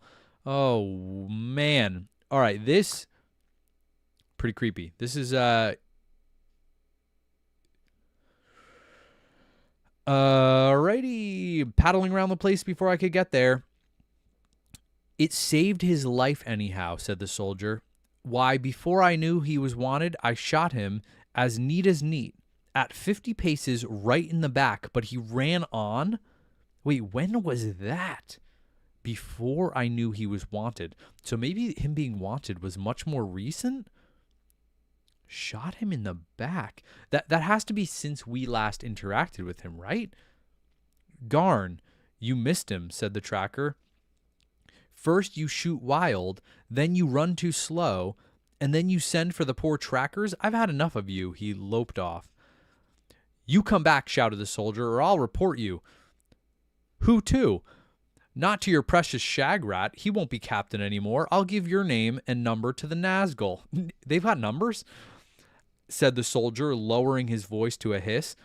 One of them's in charge at the tower now. Oh, yeah, I never even thought about that. Again, hierarchy of evil. Now, one of the Nazgul got elevated to be the king? Nazgul? Ooh, yikes. Darth Gollum the Stinky. Excellent, excellent. Yes, I know. I always have to read on.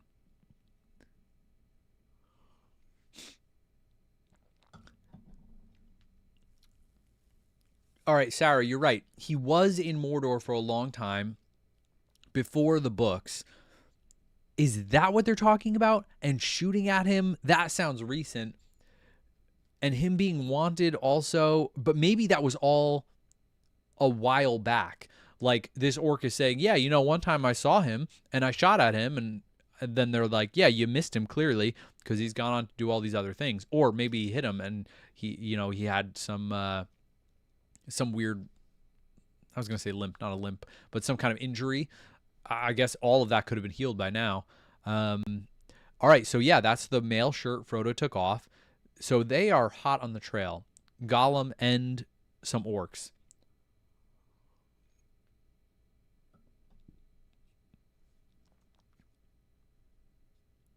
Yeah.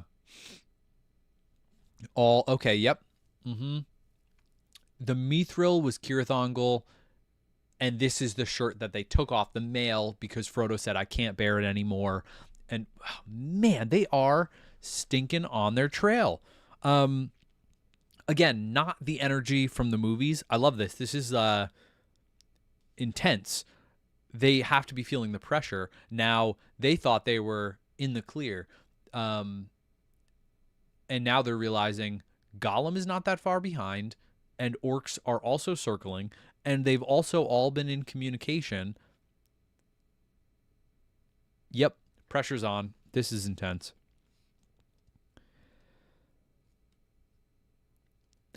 The other halted, and his voice was full of fear and rage.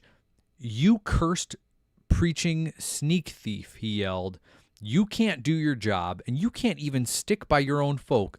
Go to your filthy shriekers, and may they freeze the flesh off you. The shriekers meaning ringwraiths, and may they freeze the flesh off you if the enemy doesn't get them first.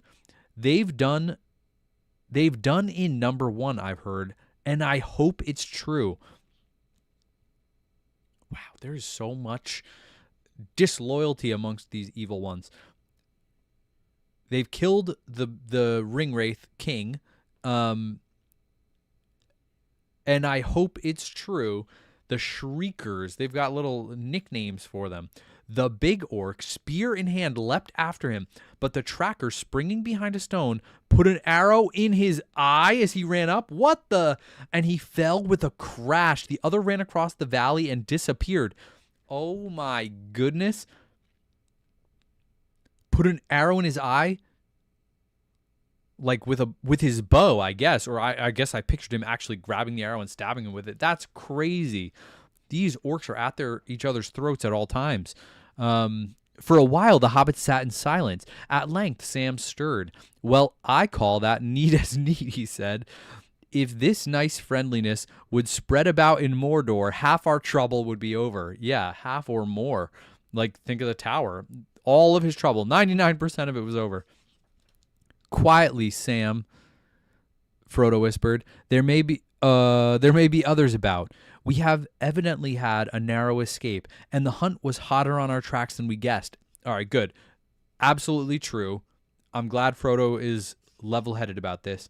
But that is the spirit of Mordor, Sam, and it has spread to every corner of it. Orcs have always behaved like that. or so all tales say, when they are on their own.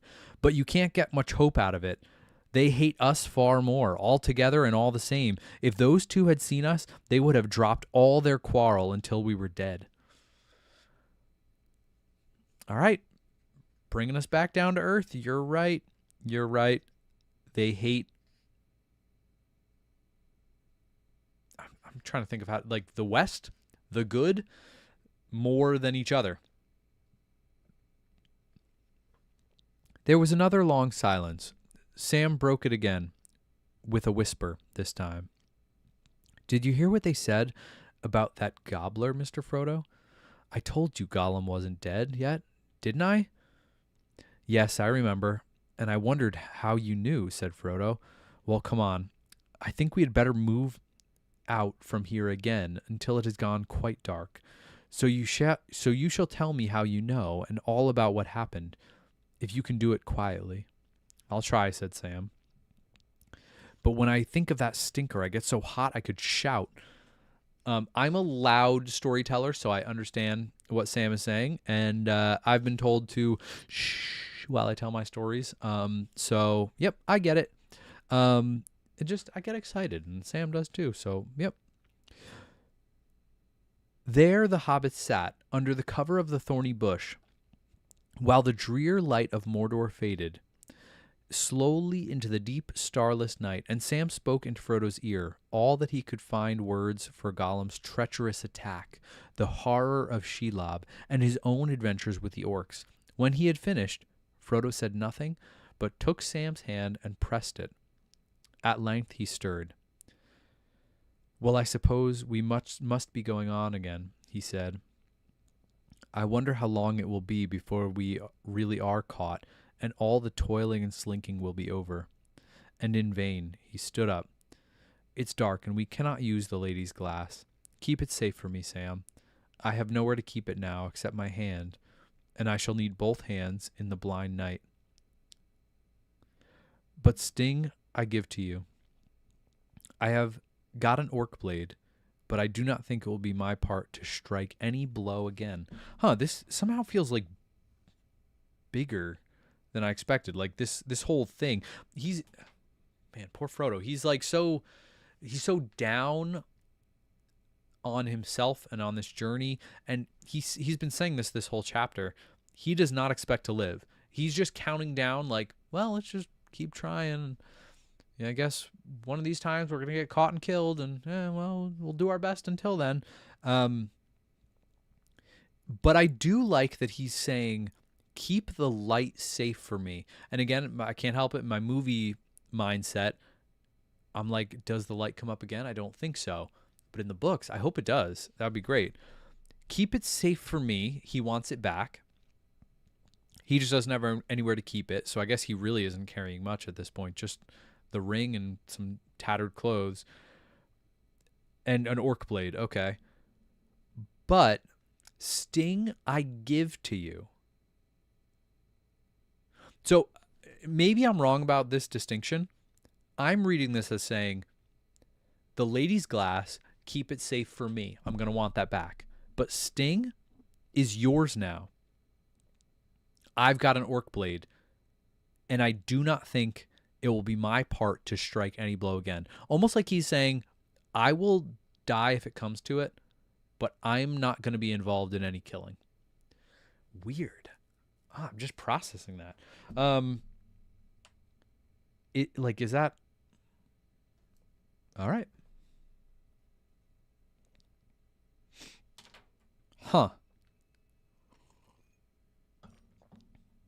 Nope, not going to think too hard on that. All right, check the chat. Crazy orcs, yes.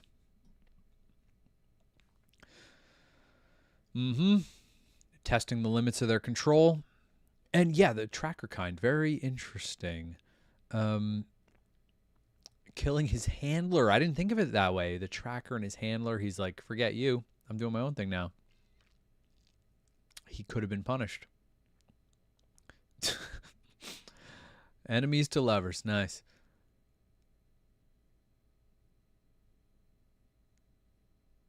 Sting I give to you killed John. John's got big reactions to some of these things. He's got great insight. He understands these more than I do, the big moments. Sometimes I just miss them. Or I question them where I'm like, is this a big moment? This feels like a big moment. I don't know. Is this Frodo saying, this is part of my will, I'm just doing it ahead of time? Sting is yours now? Does feel like a big moment. And after I do these chapters, I want to go back and watch what John's reactions were. I don't want to do that ahead of time, obviously, for spoiler reasons. But I haven't gone to the last few. I should watch his to see his reaction, because I'm so curious how he takes some of this stuff. I think we focus on different things. It's kind of fascinating. Yeah. Frodo is carrying the weight of the world. Mm-hmm.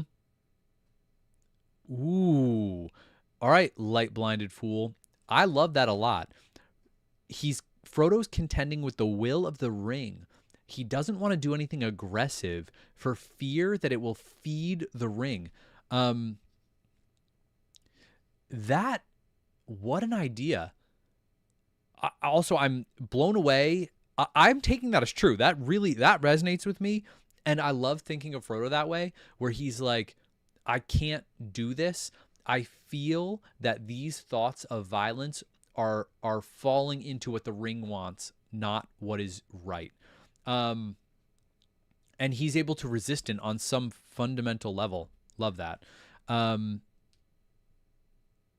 Appreciate it, guys. Yeah, we sure do notice different things. And that's kind of what makes it fun for both of us, I'm sure, when we watch each other react to these. And at some point, we got to do some of this together, because it is a blast. But yeah, Frodo becoming a pacifist right here. We'll see. Okay. It was difficult and dangerous moving in the night in the pathless land, but slowly and with much stumbling. Oh, pause. I'm surprised they were willing to just rest here after what they just overheard about Gollum and these orcs. The orcs got thrown off with whatever just happened, that violence, but they still know Gollum's behind them, tracking them. Is now the time to rest? But I guess they can't go out if it's not dark. Either way, tough spot. The two hobbits toiled. Oh, and sorry, again, more pausing. Last time this came up, they felt like they could take Gollum. If it came down to it, the two of them could take Gollum. They weren't threatened by him. He had to do tricksy things to get them. So maybe that's why they're not as worried about Gollum. And all this stuff happening with the orcs, they're not as worried about the orcs. Anything happening with Gollum, they didn't seem that afraid of him from the beginning. And maybe some of that is carrying through. They're like, cool, if we're here awake, we'll be all right if he catches up with us. Maybe that's what they're saying. Northward along the eastern edge of the stony valley, when a gray light crept back over the western heights, long after day had opened in the lands beyond, they went into hiding again and slept a little, turn by turn. In his times of waking, Sam was busy with thoughts of food. Yeah, me too. At last, when Frodo roused himself and spoke of eating and making ready for yet another effort, he asked the question that was troubling him most. Begging your pardon, Mr. Frodo, he said. Wait, I think I missed that. I thought that was Frodo doing that. Oh, when Frodo roused himself and spoke of eating, then Sam brought up the question. Begging your pardon, Mr. Frodo, he said, but have you any notion how far there is still to go? No, not any clear notion, Sam, Frodo answered. In Rivendell, before I set out, I was shown a map of Mordor that was made before the enemy came back here, but I only remember it vaguely. I remember clearest that there was a place in the north where the western range and the northern range sent out spurs that nearly meet. That must be 20 leagues at least from the bridge back by the tower. It might be a good point at which to cross, but of course, if we get there, we shall be further than we were from the mountain. 60 miles from it, I should think. Okay. I guess that we have gone about 12 leagues north from the bridge now. Even if all goes well, I could hardly reach the mountain in a week. Sorry, guys, burping in the mic here. Unacceptable. 20 leagues from the bridge back to the tower. These are all just Frodo's estimations, but I'm going to take them as being pretty accurate. He seems to be kind of aware of this for someone who hasn't traveled much outside the Shire. I'm afraid, Sam, that the burden will get very heavy, and I shall go still slower as we get nearer. Sam sighed. That's just as I feared, he said. Well, to say nothing of water, we've got to eat less, Mr. Frodo, or else move a bit quicker at any rate while we're still in this valley. One more bite, and all the food's ended save the elves' waybread. I'll try and be a bit quicker, Sam, said Frodo, drawing a deep breath. Come on, then. Let's start another march. It's like we know, and they both seem to be aware, that Frodo is moving slower than Sam, and Sam's trying to, in the gentlest way of full explanation, say, the math ain't mathin' here. You got to move a little faster. We don't have enough food for this journey unless you pick up the pace a little bit, which is crazy that Sam's carrying all of their stuff and Frodo is just worrying about the ring, but that's, the power of the ring. It was not quite dark yet again. They plodded along on into the night. The hours passed in a weary, stumbling trudge, with a few brief halts. At the first hint of gray light under the skirts of the canopy of shadow, they hid themselves again in the dark hollow under an overhanging stone. Slowly the light grew until it was clearer than it yet had been. Oh, all right. Clearer. A strong wind from the west was now driving fumes of Mordor from the upper airs. Before long, the hobbits could make out the shape of the land for some miles about them. The trough between the mountains and the Morgai had steadily dwindled as it climbed upward, and the inner ridge was now no more than a shelf in the steep faces of the Ephel-Duath. The inner ridge, no more than a shelf. Okay, but to the east, it fell as sheerly as ever down to the Gorgoroth. Ahead, the watercourse came to an end in broken step of rocks. For out from the main range there sprang a high barren spur, thrusting eastward like a wall. To meet it, there stretched out. Oh, they're looking far. Okay. And misty northern range from arid Lithuai. Oh, wow. Cool. Okay, they're looking very far. And I guess you guys can see in the corner here a little bit. I was going to share my screen, but I'm terrible at that, and it throws me off. And yep, you can see, and maybe you have your maps up. The north side of Mordor has this whole range, the arid Lithuai. The Ash Mountains, I've heard them called that. Okay, so they're just able to see more with this light. That's why they can see this. The long jutting arm. And between the ends, there was a narrow gap. Carach Angren. Which, according to this map, looks like the Eisenmouth. Classic. The next words, the Eisenmouth. This is what I was talking about, guys. If I would just read, it would tell me all the things. But I feel good that I was able to identify that a word ahead of time. Beyond which lay the deep dale of Undun. Undun. Wait, doesn't Gandalf say that? Does Gandalf, again, this might just be movie, does he call it the Flame of Undun? It's beyond my knowledge here. It's a bit much. But is Undun just that section? Why would it be the Flame of Undun? Is that where Balrogs are made? But I thought Balrog... No, too much. We're going to get there eventually. This is deeper lore than I can handle at the moment. But either way, in that dale, behind the Morannon, were the tunnels and deep armories that the servants of Mordor had made for the defense of the Black Gate of their land. And there, now the Lord was gathering in haste great forces to meet the onslaught of the captains of the West. Is this stepping away from Frodo and Sam because they don't know this right now? Or are they seeing slight movements of troops northward?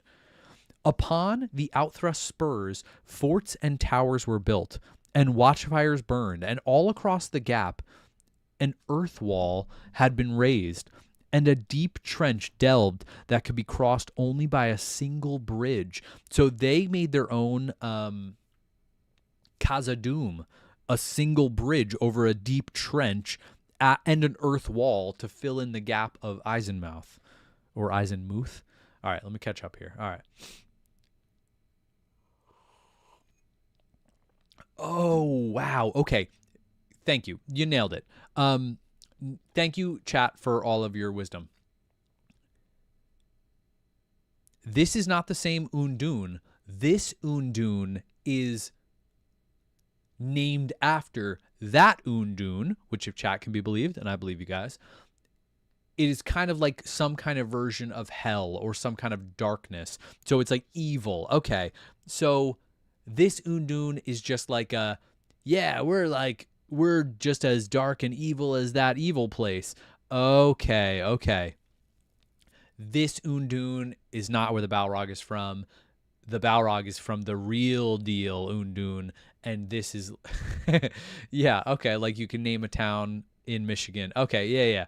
Thank you. Great clarification. And you saved my mind from running wild on this concept. Thank you. Earthwall. Okay, a few miles north, high up in the angle where the western spurs branched away from the main range, stood the old castle. Oh, I love old castles. Of Durthang, now one of many Orkholds that clustered about the Dale of Undun. A road already visible in the growing light came winding down from it, until only a mile or two from where the hobbits lay, it turned east and ran along a shelf cut in the side of the spur, and so went down into the plain and on to the Eisenmouth. To the hobbits, as they looked out, seeing that their journey north had been useless. Ooh, I didn't take that away from that. Okay. The plain to their right was dim and smoky, and they could see neither camp nor troop moving, but all that region was under the vigilance of the forts of Carrick Angren. We have come to a dead end, Sam, said Frodo. If we go on, we shall only come to that orc tower. But the only road to take is that road that comes down from it. Unless we go back, we can't climb up westward or climb down eastward. All right, good. I'm glad they said that out loud because I was kind of wondering that too. No, you can't climb. It is impossible. Like they truly are trapped. Okay, then we must take the road, Mr. Frodo, said Sam. We must take it and chance our luck. If there is any luck in Mordor, we might as well give ourselves up as wander about any more or try to go back. Our food won't last. We've got to make a dash for it. All right, Sam, said Frodo. Lead me. As long as you've got any hope left, mine is gone. But I can't dash, Sam. I'll just plod along after you. You know, I like this, that Frodo, not that he's giving up, but he's saying, I don't have hope. I don't have energy. I don't want to debate. I'll trust you. It feels like that's what he's saying. Just take me where we need to go. Now I'm curious where they're going to go. Before you start any more plotting, you need sleep and food, Mr. Frodo. Come on and take what you can get of them. He gave Frodo water and an additional wafer of the way bread, and he made a pillow of his cloak for his master's head. Man, he's above and beyond. Sam is the best. Frodo was too weary to debate the matter, and Sam did not tell him that he had drunk the last drop of their water and eaten. Wait, he had drunk the last drop, like Sam, or he gave it to Frodo? And eaten Sam's share of the food as well as his own. Yikes. When Frodo was asleep, Sam bent over him and listened to his breathing and scanned his face. It was lined and thin, and yet in sleep it looked content and unafraid. Well, here goes, master, Sam muttered to himself. I'll have to leave you for a bit and trust to luck. Water we must have, or we'll get no further.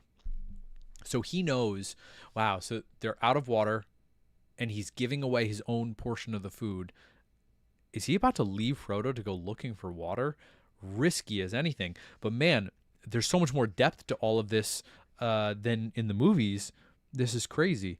Sam crept out, and flitting from stone to stone with more than hobbit care, he went down to the watercourse, and then followed it for some way as it climbed north until he came to the rock steps where long ago, no doubt, its spring had come gushing down in a little waterfall.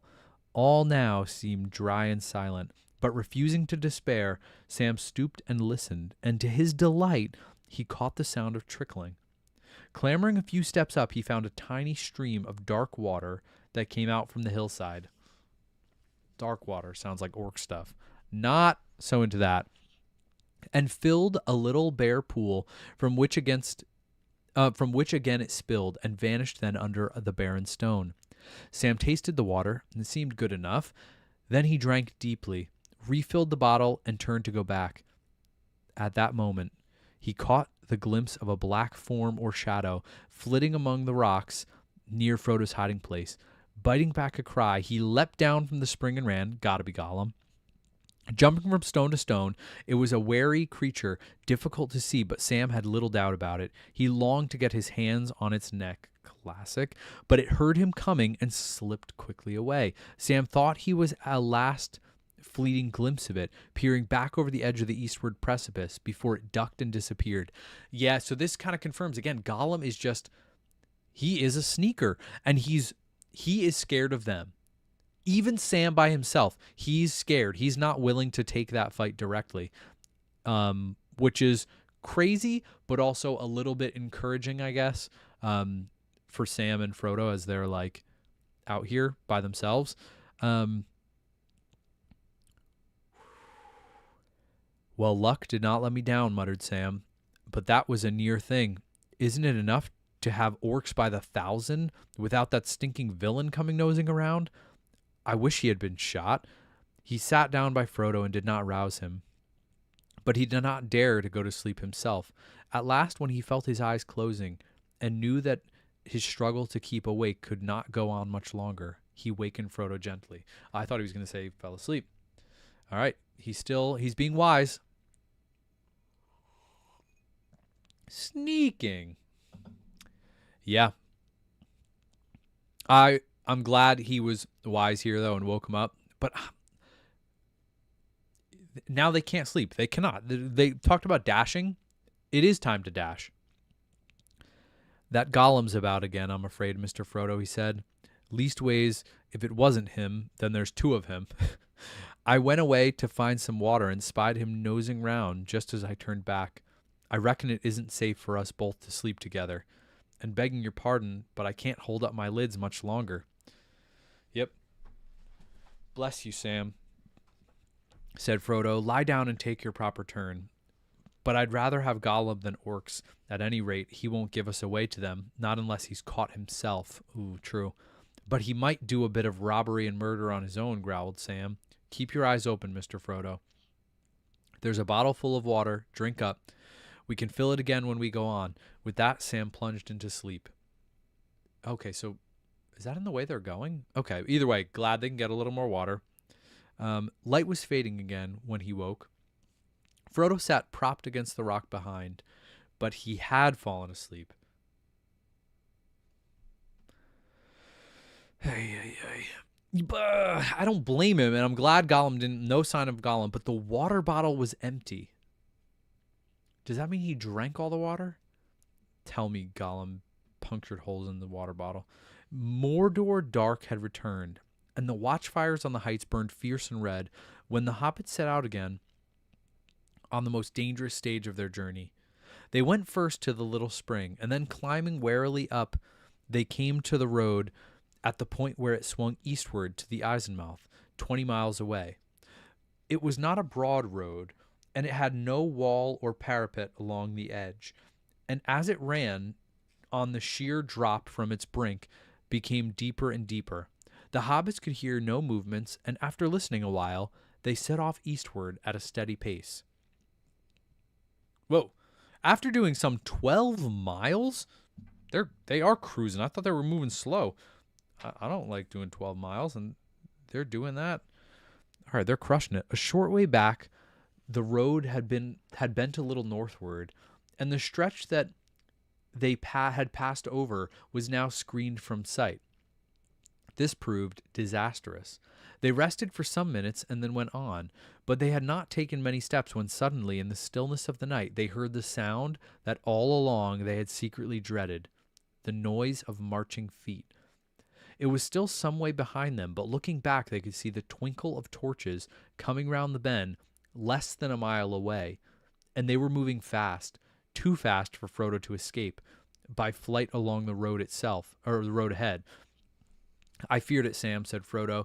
We've trusted to luck, and it has failed us. We're trapped. Sam, give him some hope. I mean, come on now. Frodo's getting hopeless all the time. He looked wildly up at the frowning wall where the road builders of old had cut the rock sheer for many fathoms above their heads.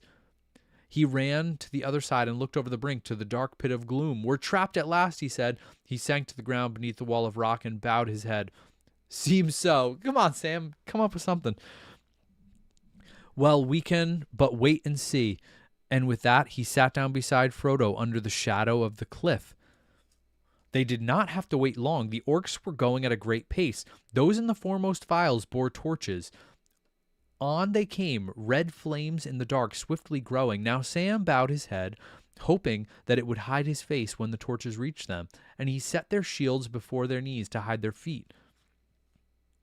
Is that going to work?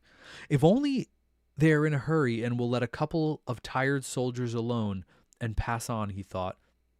And so it seemed that they would. The leading orcs came loping along, panting, holding their heads down. They were a gang of smaller breeds, being driven unwilling to their Dark Lord's wars. All they cared for was to get the march over and escape the whip. It's a flaw of evil here, you know?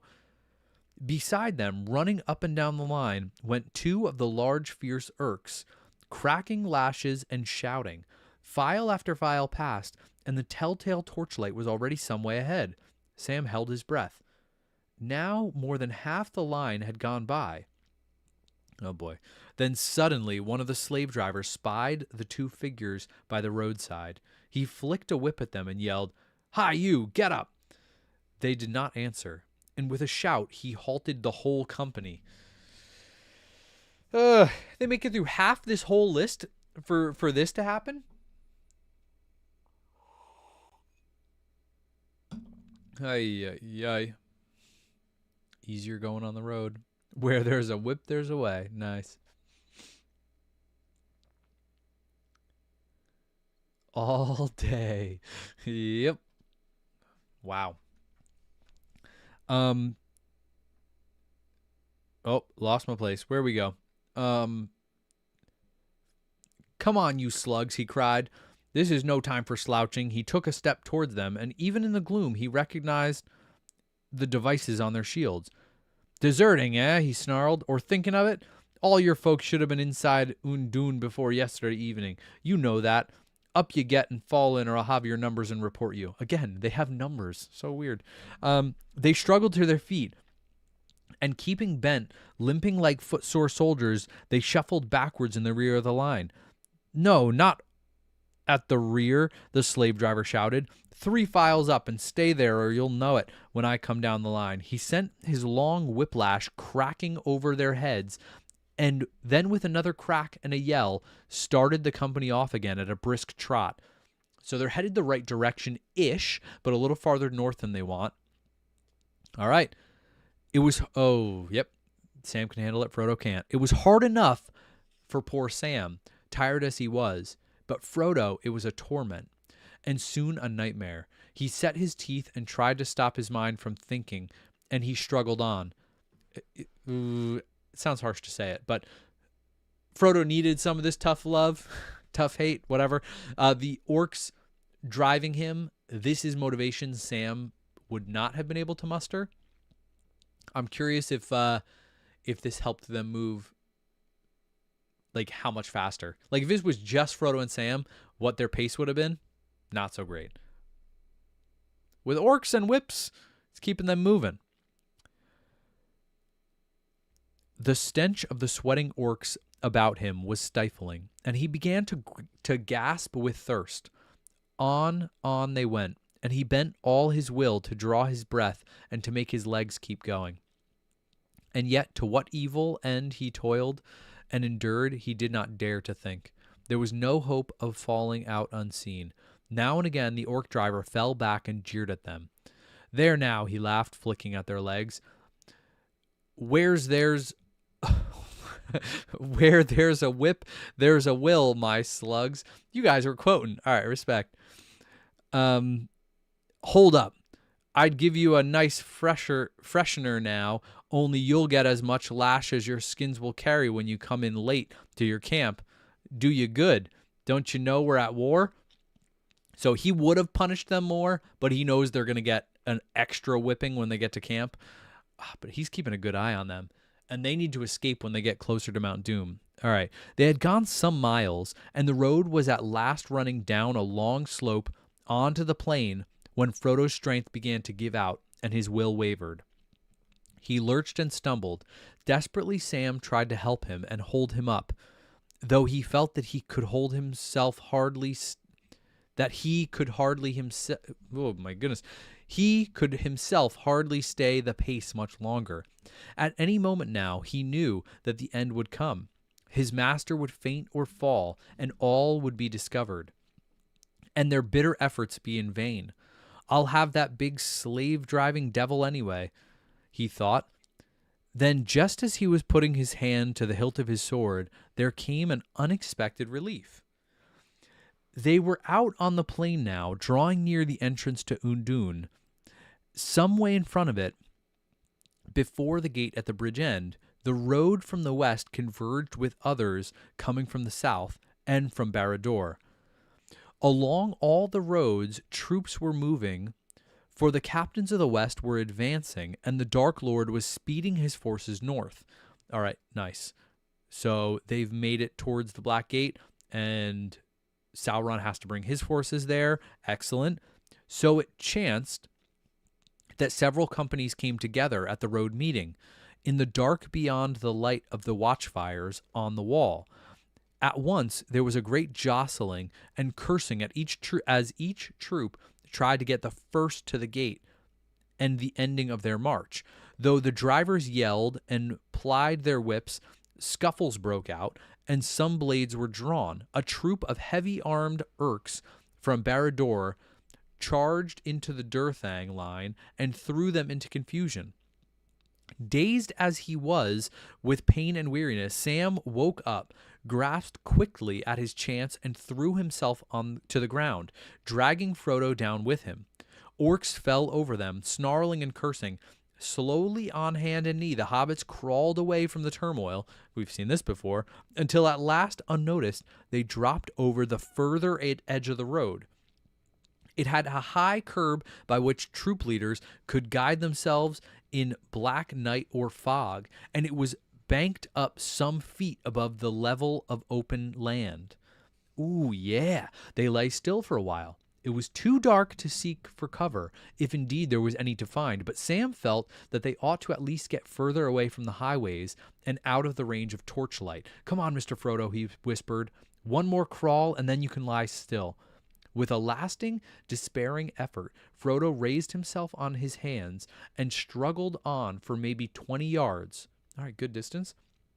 Then he pitched down into a shallow pit that opened unexpectedly before them, and there he lay like a dead thing.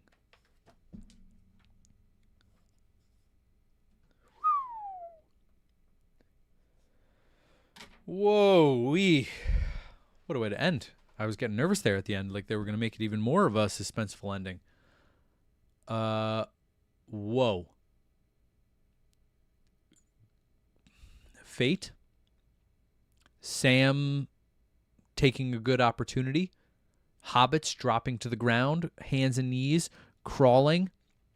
Shattermelon, you missed some drama. That's what you missed. But Frodo and Sam are safe. For now. You're so right. Even as I said it in the last one, I knew I threw an N in Undun. Udun. Is it Udun? Udun. Udun?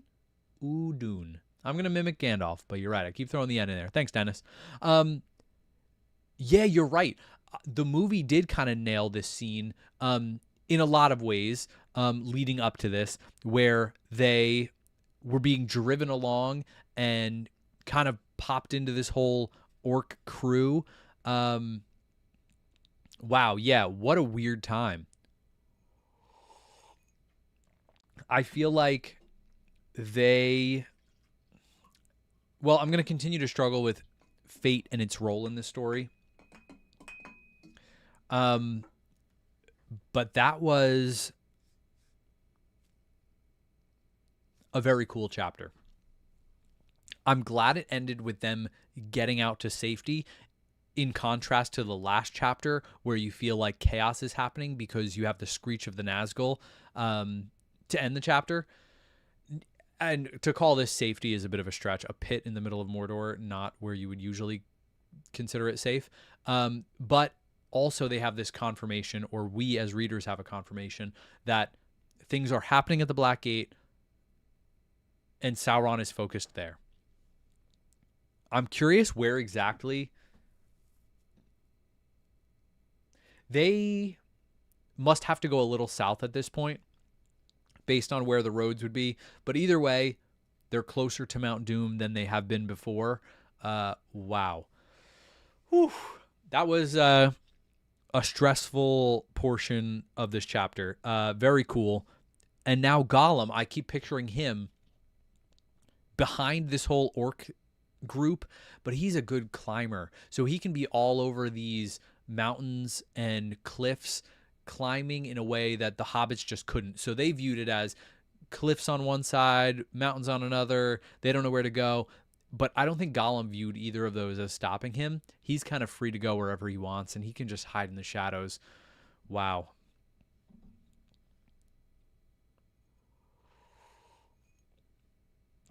Wow, weird to think of Sauron in his throne room looking in the Palantir. Hmm.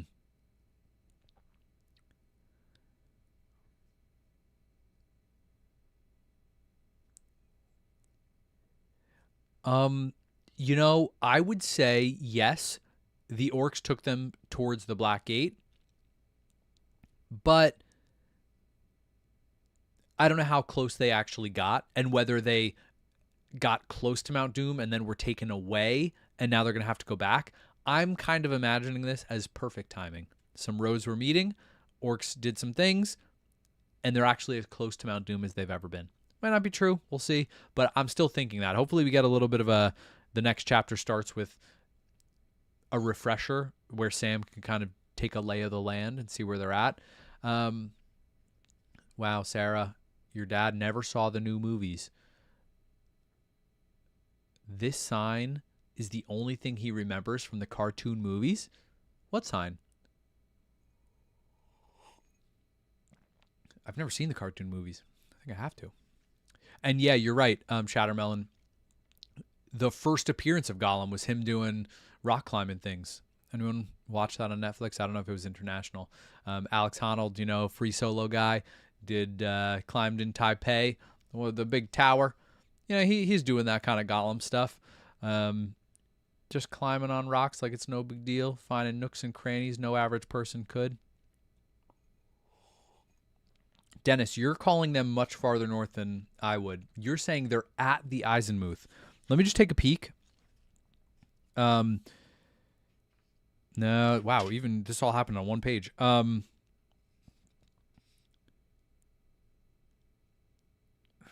It's not saying too much directly, but I'm just trying to get a feel for it.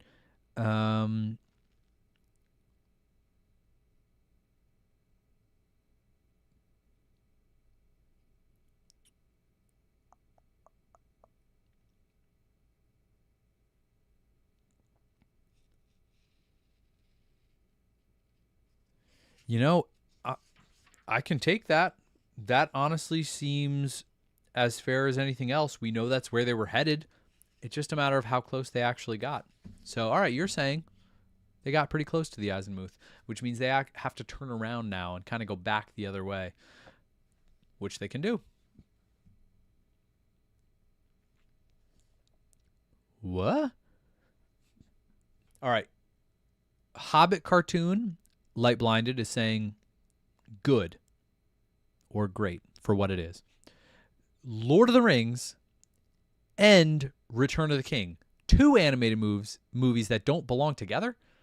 I don't know what that even means. I guess I'm gonna have to watch it. Movie night with John and Lizzie and Jen. Oh, so the roads meet at the Eisenmuth. I was thinking they met much earlier, and then one road went up to the Eisenmuth. But it does make sense that they would all meet there.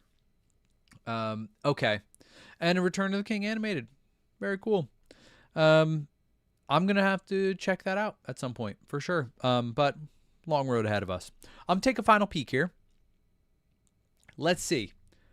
The next chapter title. Can I read the first line? We'll see. No. Mount Doom. Amazing.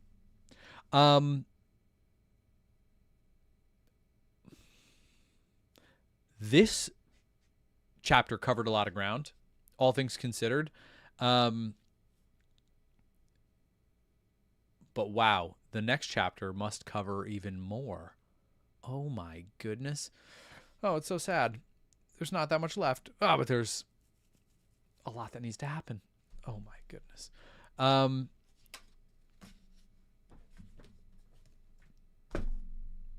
Wow, what a chapter. I really like that chapter for a lot of reasons. I think it gave us some more orc lore, which I've been kind of eager for.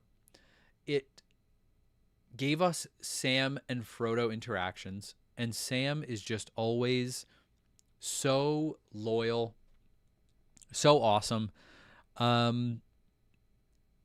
And it was the right amount of hope and weariness. Orcs and Gollum and evil and light and hope for what's to come. And so a little hard to read because it's so dry. There's so much despair. But a lot of cool moments in it all the same. I'm curious how this one's going to stand out in the scheme of the whole book. Wow.